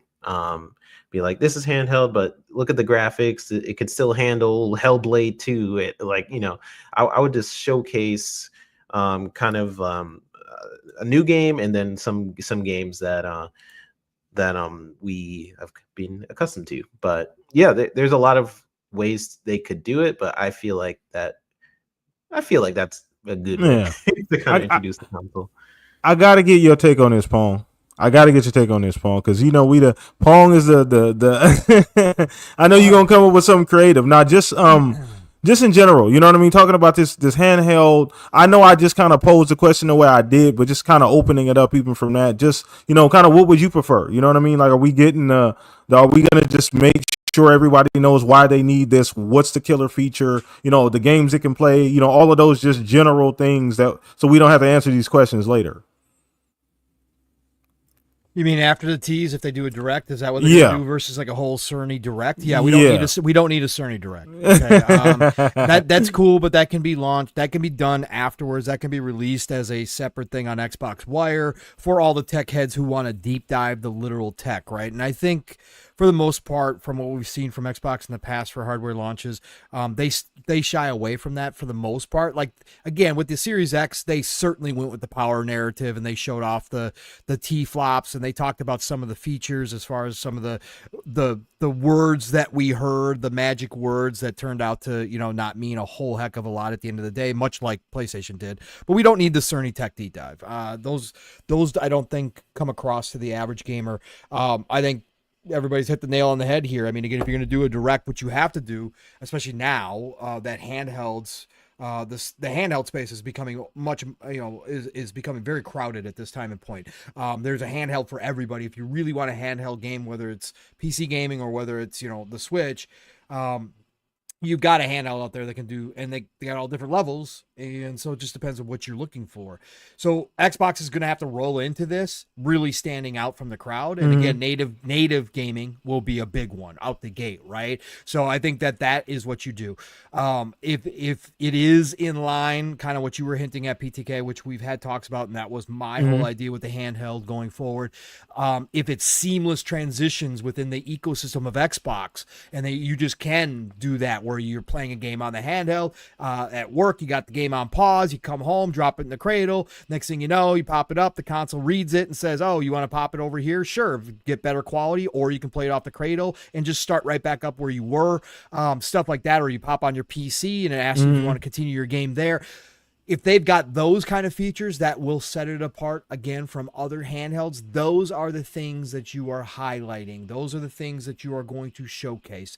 If it is an OLED screen, right? If it is, again, you're gonna showcase that. If it runs, which we are assuming, obviously, they're not going to put out a crap handheld. So, again, if it's got the power of the Series S, you're going to highlight how those games look, like certain games look on that. Because, again, a lot of people don't understand. And it took me to get a PC, but I did handheld gaming too in the past, so I had an idea. But it took me a PC and to look at a monitor versus an OLED TV screen. A lot of people don't still, to this day, understand the difference that you have between a small, let's say 8-inch screen, handheld screen versus your TV, and that it does not, what 900p looks like on an 8-inch screen is not what it looks like on your OLED. People don't get that, right? So you're going to want to showcase, if it's got the power of the Series S, that's going to be great, because in a lot of ways, again, you don't need to run the games at a resolution, right? That high resolution. So that leaves a lot of overhead power for all the other stuff. So if they got the games looking great, which I'm sure they will natively, you're going to want to show all that off. Again, highlighting all the reasons why this handheld deserves to be in your household. Whether you're an Xbox fan, which is obviously going to be their main draw for the Xbox people, the Xbox ecosystem people already, but also they're going to want to capture that other market. They're going to market the hell out of this thing in the East, where handhelds are all the rage. They're going to market this everywhere. So you're going to have to convince those people why. Maybe even the Switch only players, right? They love the portability. They play it on the go. They love the Nintendo games. Obviously, that's their forte. But if you can convince them of enough benefits, why not have that dual handheld household? So now all of a sudden you give them the option of the same portability, but you open up the Xbox games to them as well and say, come on over and try this out. We got Game Pass. All our games are going to play right on your handheld as well. You got access to this huge library. So they're going to have to build into that. And then obviously any marketing deals that they have with, third parties for games that they can showcase the handheld a little bit off, like a GTA 6. Again, if they're the only handheld that runs that natively, you just plucked the thought out of my head. That was something that Mav, I gotta give Mav all the credit in the world for bringing that up on PM to PM about a month ago when we talked about this. Maybe it was almost 2 months ago now. But if that is the case, if you are the only handheld that's running GTA 6 natively, you've got to use that as your benefit. If they've doubled down, Strauss doubled down again this week, said it's launching fall next year. If this handheld's ready and it does all the things they say it's going to do, and it can run that GTA 6, you got to pump the shit out of that, because that is a huge draw for people. Those GTA 6, especially the online players, to have the portability to be able to go somewhere, connect to Wi-Fi and play GTA 6 on the go. There are going to be people who literally just buy the handheld just for that, because they are such GTA freaks, and they can go, to go in the bathroom at work and play GTA 6 online, right? This is the stuff. And again, they will have a very, very good advantage in that alone with that one game. But I'm just saying in general, they're going to want to highlight some third-party games that look and run very well on the handheld, that are, again, there are, all games can run on it, right? But obviously there are games that play just better naturally on handhelds than do on the big screen, or vice versa, right? It's just kind of, or transition very well to the handheld. So you're just going to want to highlight that, but give all the reasons why you stand out above all of this other crowd that is now out there in the handheld market. That is going to be your focus. If I was Xbox at my direct, is why we are different, why we are worth the money, right? Because it is going to be a spendier thing, especially if it plays games natively. It's going to be spend your device. But you have to showcase why. And it's not just for your Xbox fans. It is going to be for the other crowds out there. Maybe, again, PlayStation only fans who have not invested in a console because they say, why do I need an Xbox console? But they've wanted that on-the-go capability of a handheld, and they do like some of the games over at Xbox. You could draw some of those people into the handheld as well, because right now PlayStation doesn't have their own native handheld. They got the Portal, right? But that's hit or miss depending on how far away you are from blah blah. But again, an Xbox handheld could appeal to a lot of people that aren't currently in the Xbox ecosystem. So I think you do have to attack those people as well and draw them in. Good point. Great point. I wonder what it's going to be called too. Well, Fuzz been saying this name for forever. Fuzz said Xbox Series Go. Yeah. Yeah. Oh, yeah, that is yeah. perfect. It's simple. It's easy to remember. It makes sense. Like Nintendo will sue them because Pokemon Go. Oh, They probably got the trademark On on Go? On Go. Jesus Yeah, Christ. you can't use Go. Can't Again, use they got Go. the trademark on a ball, throwing a ball to capture a monster. So I can't not believe Go? that was actually a trademark. That was yeah, it's true. There's worse ones too. Did you read it? Anyway, we ain't gonna get into that. But so I have another thing too. I want to kind of throw this out there, and I'm thinking way further out than obviously if this handheld thing's happening. So we're all living in speculation town. We got both mayors here, so we're visiting for free, right? We get an exclusive tour, VIP tickets, behind the scene tour, speculation town. But I'm thinking bigger picture here with this handheld. This opens up some opportunities, fellas. So for cool things like maybe like custom handheld, like maybe like a a big enough game. Maybe you have like exclusive handheld version of that game.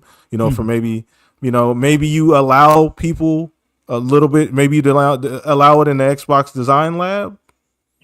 Maybe people can customize their handheld thing. I don't know if you guys like some sort of come on. They haven't done it with the consoles. I know that I'm just, but it's Man. a handheld kind of makes more sense. It's smaller, you know what I mean? Like all of Maybe it they can makes have the sense, but they don't do it. That's I guess actually you're right. One thing I'll criticize Xbox for is the fact that they release all these amazing, cool looking consoles, and it's always in the giveaways. Yeah, Like, it's never give it to anything you can buy. Yeah. people. I think I've seen like a Indiana Jones one where it's like a golden kind of looking console. Like, oh, so cool. They have like a lot of cool like limited designs. Bro, it would be fantastic. Don't get me wrong, PTK, it would be fantastic. And to 3-Bits point, that is the one thing that I've always said too. I don't know why this is not a thing. And if they do it, it'd be awesome. I can't. I like common sense says they should do it, right? And it would be an added just option for people. Well, maybe not even right away. Maybe later on. Well, no, and I wouldn't expect it right away. But Yeah. You know what? There was this cool concept too, and not to. I think they should do more wraps too. Like if you're not going to do custom consoles, then you should be putting out wraps for every game. I don't know why that's still not a thing. Every big game should get wraps, right? And they still haven't even been consistent with that. But the Vita, back in the day, used to have. You could get for certain games, you could buy limited edition, like they did make them too. There's a lot of companies that were making them, just stickers that actually went over the top of the handheld, right? That fit directly over the Vita, that did customize your Vita, kind of like the faceplates back on the 360 era, right? Yeah. And there was companies that did that. Again, I would love to see Xbox come up with a wrap system for a handheld, depending on what it looks like or whatever the case may be. I think there's lots of different ways you can go about being able to give people customization options. I don't know why, again, where we lost this narrative that people didn't like to customize their consoles or aren't willing to pay. I mean, anytime they've released a special edition console, it's sold out. The SpongeBob at Best Buy sold out instantaneously, and that thing was $700. Like, it's stupid. Like, I don't get why they think this is like they can't set aside a certain amount to do some custom consoles. But yeah, I agree with you, PTK, that I would hope they would do it. I just common sense. I didn't mean to come in all negative. No, you're good. You're good. Common sense just doesn't seem to apply a lot on some of these things, and that's one of them. Because I am in total agreement. They should allow you to customize everything. Design labs across the board should allow you to customize all. If you want to spend the money and you want to design a console, you should be able to design a console and have it made. I 100% agree. If you want to spend extra money, go ahead, do. I mean, I don't know why they wouldn't want you to do that. Like, yeah, it's gonna take some extra time, maybe extra labor. You customizing the parts and things like that. Generally all gonna be the shell and most cosmetic things. Never gonna be the hardware. I thought they would do that. Like after the Starfield thing, like when they had the plate or whatever it's called. Like I thought they would start doing that for maybe do like a Forza one, a Halo one.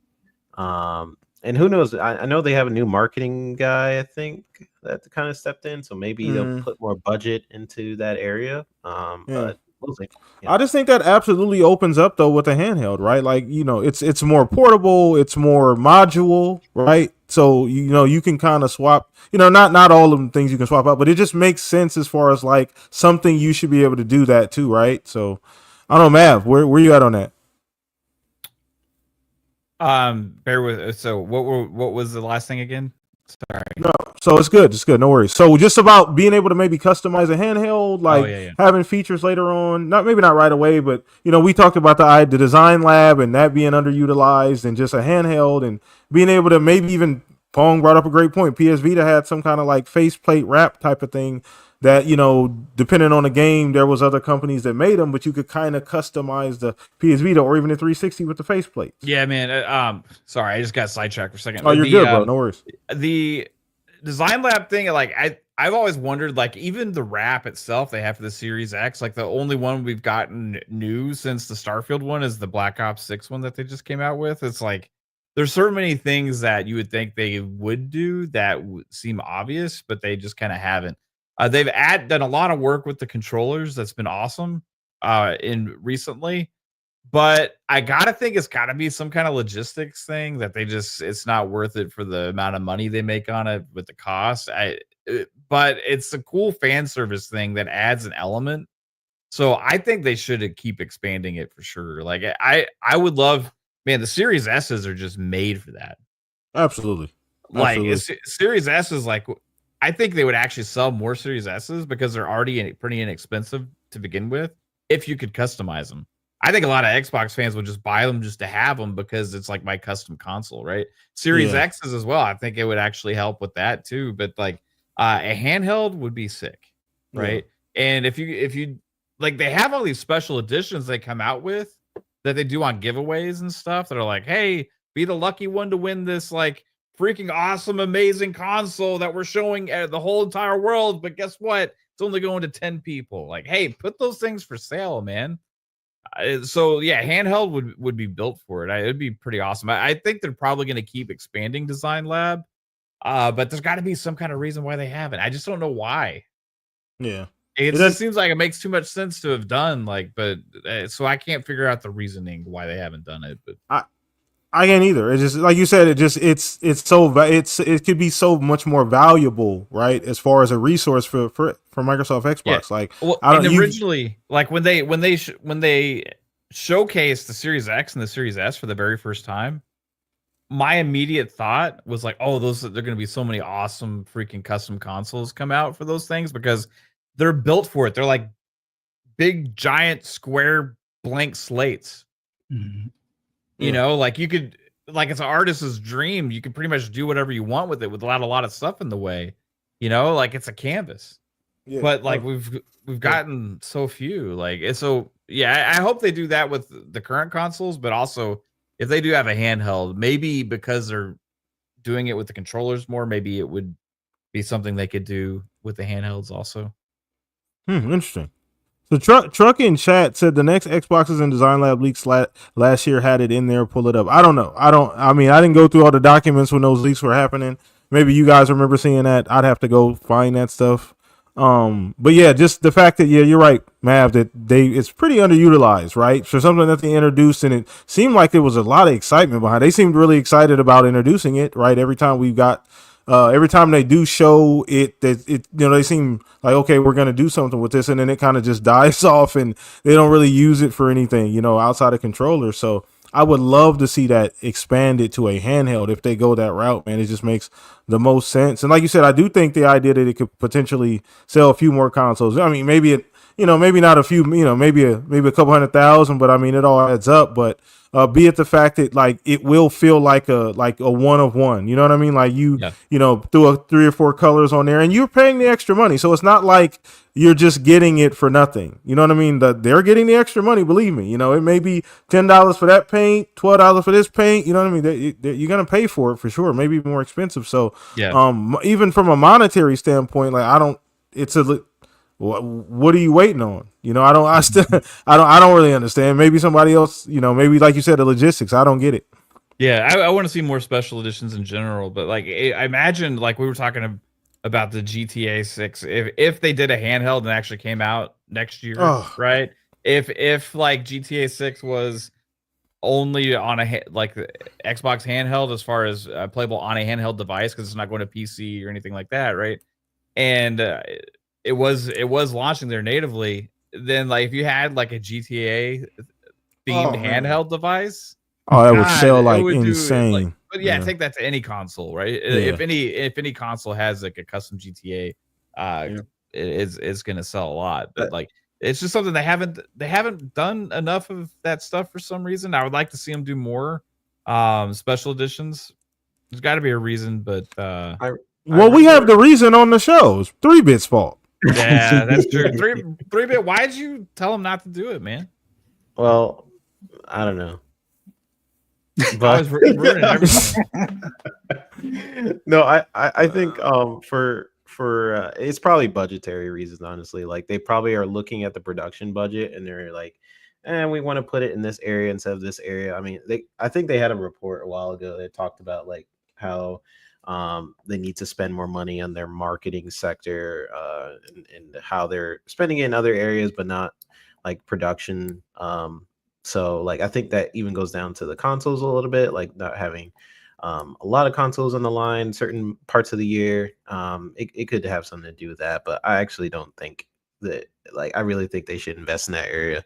And to Trucknet, however you say it. I remember that document. I think there was also something with the controller. I wonder. There was something with the next Xbox controller was kind of like had some like PS5 kind of features in it. Like I'm trying to remember.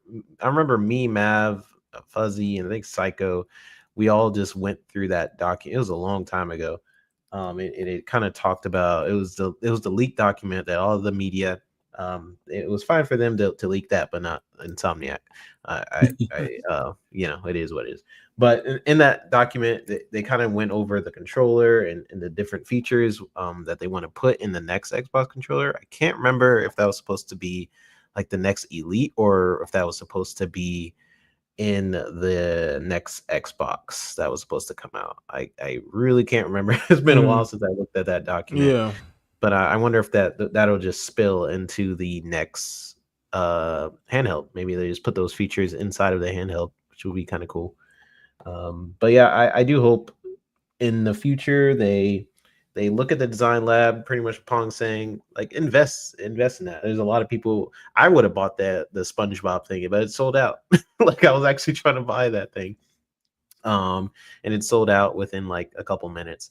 So there's an audience there. I just think honestly they are looking at what's cheaper to produce in the marketing side. It's like a lot cheaper probably for them to make controllers as opposed to like limited edition Xboxes, which why I think they keep releasing limited edition Xboxes as part of giveaways.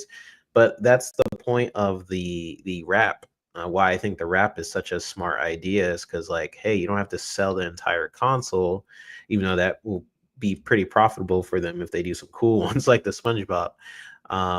You could just sell like little plates that you can give to people, and they could just wrap it around their Xbox. I mean, like Mav said, yeah, it's like a blank canvas that you can put around your Xbox. I think they honestly it's probably just budgetary reasons why they're choosing not to do that. Yeah. It comes down to the production. Like, oh man, we have to, put 5 extra cents into the plates and somewhere else. So, yeah, it's probably that. But maybe they have a new marketing head. Maybe they'll start to look at stuff like that. Yeah. Okay. All right, and I think we're gonna go ahead and wrap the show up on that note, man. And it was a phenomenal show. I knew it would be anyway because I know we had so much to talk about, man, and it's gonna be good. We had a ton of people in chat. You guys are fucking awesome. Shout out to everybody who came through today, man. See Andrew trolling once again. Appreciate you, Andrew, in chat riling things up, but we love it, man. We all have good fun. We're all gamers at the end of the day, so no skin off nobody's back. But man, let me go ahead and get around the panel here. Once again, these phenomenal guests, you guys all in chat should just go to the description, go down there and follow everybody here. Make sure you go show some support and love for the people that come out here and hang out with us here every single Saturday. But man, we're gonna start with our guest 3-Bit. Great having you on, brother. Had a great fucking time, man. Always love having you here, brother. But let everybody know where they can find you. Yeah, a great show, everybody. You guys could find me on YouTube with the Pixelated Echoes. I think we have a show tomorrow at 8:30 p.m. I move over to Blue Sky. So if you guys are on Blue Sky, you guys could follow me over there at i3bit, and look for some cool projects I'm working on. I've done some stuff for the Bucks Stadium. I think I'm going to be posting that soon. So if you're in Milwaukee and you just happen to be looking at some the basketball games, I just did a lot of cool stuff for that stadium. So a lot of cool things on the screens that plays behind the players and stuff like that. So that's what I've been up to the last few weeks. Other than that, it's I will be playing a lot of Starfield is in my future. And yeah, a lot of great conversations, y'all. Always a fun time being on the show. PTK, appreciate the invite, man. And there's a lot of these conversations that had me thinking, like, wow, I didn't even think about a lot of this stuff, like where Xbox is going with the handheld, the future of where Xbox is going as a brand. So always appreciate getting my brain flowing, just being in fun speculation town with, of course, the great Pong and Mav, and of course you PTK and Fuzzy. So you guys can find me on YouTube tomorrow with Pixelated Echoes. So stay tuned for that show, and I'll see you guys on the next one. Take care. Appreciate you, man. Thank you for coming through. You guys know where to find 3-Bit. Like I said, all in the description below. Go do us a favor. Go holler at him. Go follow him. Show some love over there. Pixelated Echo is a great show, great content. We're going to throw this over to you, Mav. Yeah, man. Thanks for having me, dude. It's been awesome being here, as always, with the crew, hanging out. We got to teach 3-Bit what the difference between a stadium and an arena is. Same difference. Same difference, right? Yeah, shout out to 3-Bit, man. It's good catching up with you here, bro. Pong Soul and Fuzzy Belvedere. And yeah, thanks for having me on the shop, man. It's been fun. If you want to check me out and everything we got going on, just go watch Fun Speculation on YouTube, follow on X, Fun Speculation, and see me there. Thanks. Appreciate you, man. Appreciate you for coming through. And you guys know where to find the FSP General. Easy to find. All of that stuff is down in the description. Go show FSP some love. Shout out to all the FSP peeps that came through as well, too. I saw you, Jasper, in here as well, too. So shout out to you guys.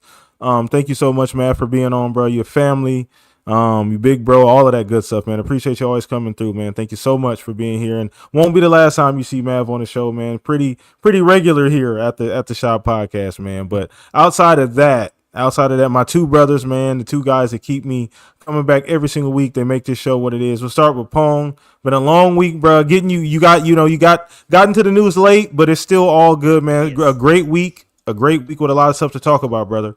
Yeah, the rare week where I don't pay much attention to the video game world, but it was overall kind of slow news. Some cool news, some stuff we didn't even get to, some games, some more information, some games coming out, some games coming back. Again, oldie but goodies, potentially getting updates like Divinity Original Sin 2, getting a current gen update from Larian, which could be really awesome. So yeah, man, this game industry is nonstop, but it is a rare week where I didn't pay much attention. But again, catching up with Mav on Thursday, and then obviously Steel this morning, and then you guys here tonight it's fantastic, bro. And I love coming here. It's a great part of my week, and it's the best way to end my Saturday night. But just podcasting in general does so much for me. So happy to be here. Great to hang out with the brothers from another. And again, of course, 3-Bit. Anytime I get a chance to talk with him, just because we don't podcast like we used to all the time together. But now that he's got most of his major life achievements out of the way at this point at age 20 or whatever the hell he is now, he can start podcasting again. So I've been able to talk to him some more, but great to have him here. And of course, having Mav on here, as always, is a good time. The more I get to talk to him, the better the week is, as well as PTK, you, and of course Fuzzy, my other brothers, man. So love you guys. Thanks for a great show. Chat, you guys are incredible. Even those that like to cause, stir up things. Again, hey, that's all part of it. Love you all. Thanks for appreciate you coming through. Right. But no, thank you all for being here on a Saturday night. You guys know how to find me, Pongso, on X. I am not moving anywhere. Thank you. Big Elon supporter here, so I will not be moving anywhere. I will be here. So find me on X, formerly known as Twitter. You can find me on the Xbox. You can find me on Steam, GOG, Epic. follow me, I'll follow you back. And then otherwise, next week, I always got to shout out the man, Mr. Boomstick, because he's done so much for so many in this community. Got to shout out his channel, Double Barrel Gaming. He does it 5 days a week, but Tuesdays, it's all good things green on the Xbox Factor podcast, 12 p.m. Eastern, 11 o'clock Central Time. Be there for that show. Otherwise, my week starts on PM in the PM, Pong and Mav in the PM. That's right. As we roll through, we found out that, yes, Video Game Awards will be falling on another Thursday this year, so that'll be coming in December, but we hang out every Thursday night, 7 p.m. Eastern, 6 o'clock Central Time, the Fun Speculation channel, PM in the PM. Be there for that. And then, of course, Friday nights, I don't make every single one. I'm still very consistent, but I don't make every single one. I had missed last night's, but Xbox Ultimate also happens on the Fun Speculation Network every Friday night, where we never know how many of the fam are going to get together, but no matter how many it is, you got lots of fun, lots of laughs, lots of good talk on Xbox Ultimate every Friday night. Now at 9 p.m. Eastern, 8 o'clock Central Time, Friday nights. Be there for that. And, of course, Saturday mornings, you got to buckle up. You got to get ready. Steel Rain, my brother from another, and I go live 10 a.m. Eastern, 9 o'clock Central Time. We take you from your morning to your afternoon to your night, depending on where you are in the world. Living Split Screen is our show every Saturday. Split Screen is all one word. 3+ hours, buckle up, get ready. We talk. We went 5 today, even though Steel worked. We did 5 because we got into some massive conversations with the chat. The chat was dictating a lot of what we talked about. A lot of weeks like that. We have a good time over there on Living Split Screen every Saturday morning, so join us. Otherwise, everybody, it's the golden age of gaming. Tons and tons of things to enjoy. Whatever you're playing, play what you love what you play. Just do it and share it out. Talk about what you love, even if people got to hate on it. Share it out. And I'll talk to you all real soon. PTK, get us out of here, brother. Appreciate you, Pong. Appreciate you, man. You guys know where to find Pong. All that information is down in the description below as well, too, man. I always say every week, I got to make sure I get this man his props and appreciate him, Pong. The energy every single week consistent, bro. So we always glad to have you here, bro. I'm so glad. Happy that you're a part of this crew and have been a part of this show, brother. Love you so much, man. And last but not least, Mr. Fuzzy Belvedere. Another great show, bro. Had a lot to talk about this week. Really exciting stuff, man. But let everybody know where they can find you, man. Oh, man, this was an awesome night. Always love doing this with you guys. Always look forward to these Saturday nights. And it was great having Mav and 3-Bit on here as well. But Pong, PTK, love doing this. Missed talking about this for a while, but man, always a good night. Even if the chat gets us riled up sometimes, but these guys are awesome in the chat. Greatly appreciate you guys checking us out. Don't forget, hit that like button, subscribe if you haven't already. Greatly appreciate it. And for those that want to hear my rambles and rants on anything gaming related, you can find me on the app formerly known as Twitter at Fuzzy_Belvedere. You can also find me on Blue Sky, Instagram, Threads, YouTube, everything. Just search Fuzzy Belvedere or Fuzzy_Belvedere, and you'll be able to find me. And then if you want to see other shows I'm on, I'll be on Xbox Lunch Break Special, 12 noon on Monday on Double Barrel Gaming with Mr. Boomstick XL and I Love Coffee. And then later that evening, FSP with Mav, 3-Bit, and probably either Jasper or Psychonauts if they're available for FSP at 9 p.m. Eastern Standard Time on Monday. And then hope to see everybody right back here next Saturday at 9 Eastern Standard Time for the same right here, same place, same channel. Hope to see you guys then. Thanks again. And appreciate all of you guys. And last but not least, your host here, PTK Blam across the board. Invite me at everything Xbox Live, PTK Blam, Twitter, PTK Blam as well too, formerly known as Twitter, X. But either way, man, a shout out to all of you guys coming through. Shout out to you, Fuzz, too. Let me not forget. Love you, bro. Always coming through, bringing that smoothness, bro. So thank you for being here as well, too. My guy, love you so much. But yeah, you can find me anywhere, like I already stated. But outside of that, man, I appreciate you guys so much. Same time, same place next week. Enjoy your games this weekend, man. There's so much to play. We are definitely in the golden age of gaming. And it's only getting better. It's only getting better. So, Fuzz, Pong, you're going to have to come up with a new term because Golden Age ain't going to be good enough at some point. Right? We're going to have to think. Right? Platinum Age. There we go. We probably shouldn't have revealed that on air. But anyway, it's all good. But either way, man, you guys enjoy your weekend. Love you guys all. See you guys next week. Peace out, everybody. Peace out.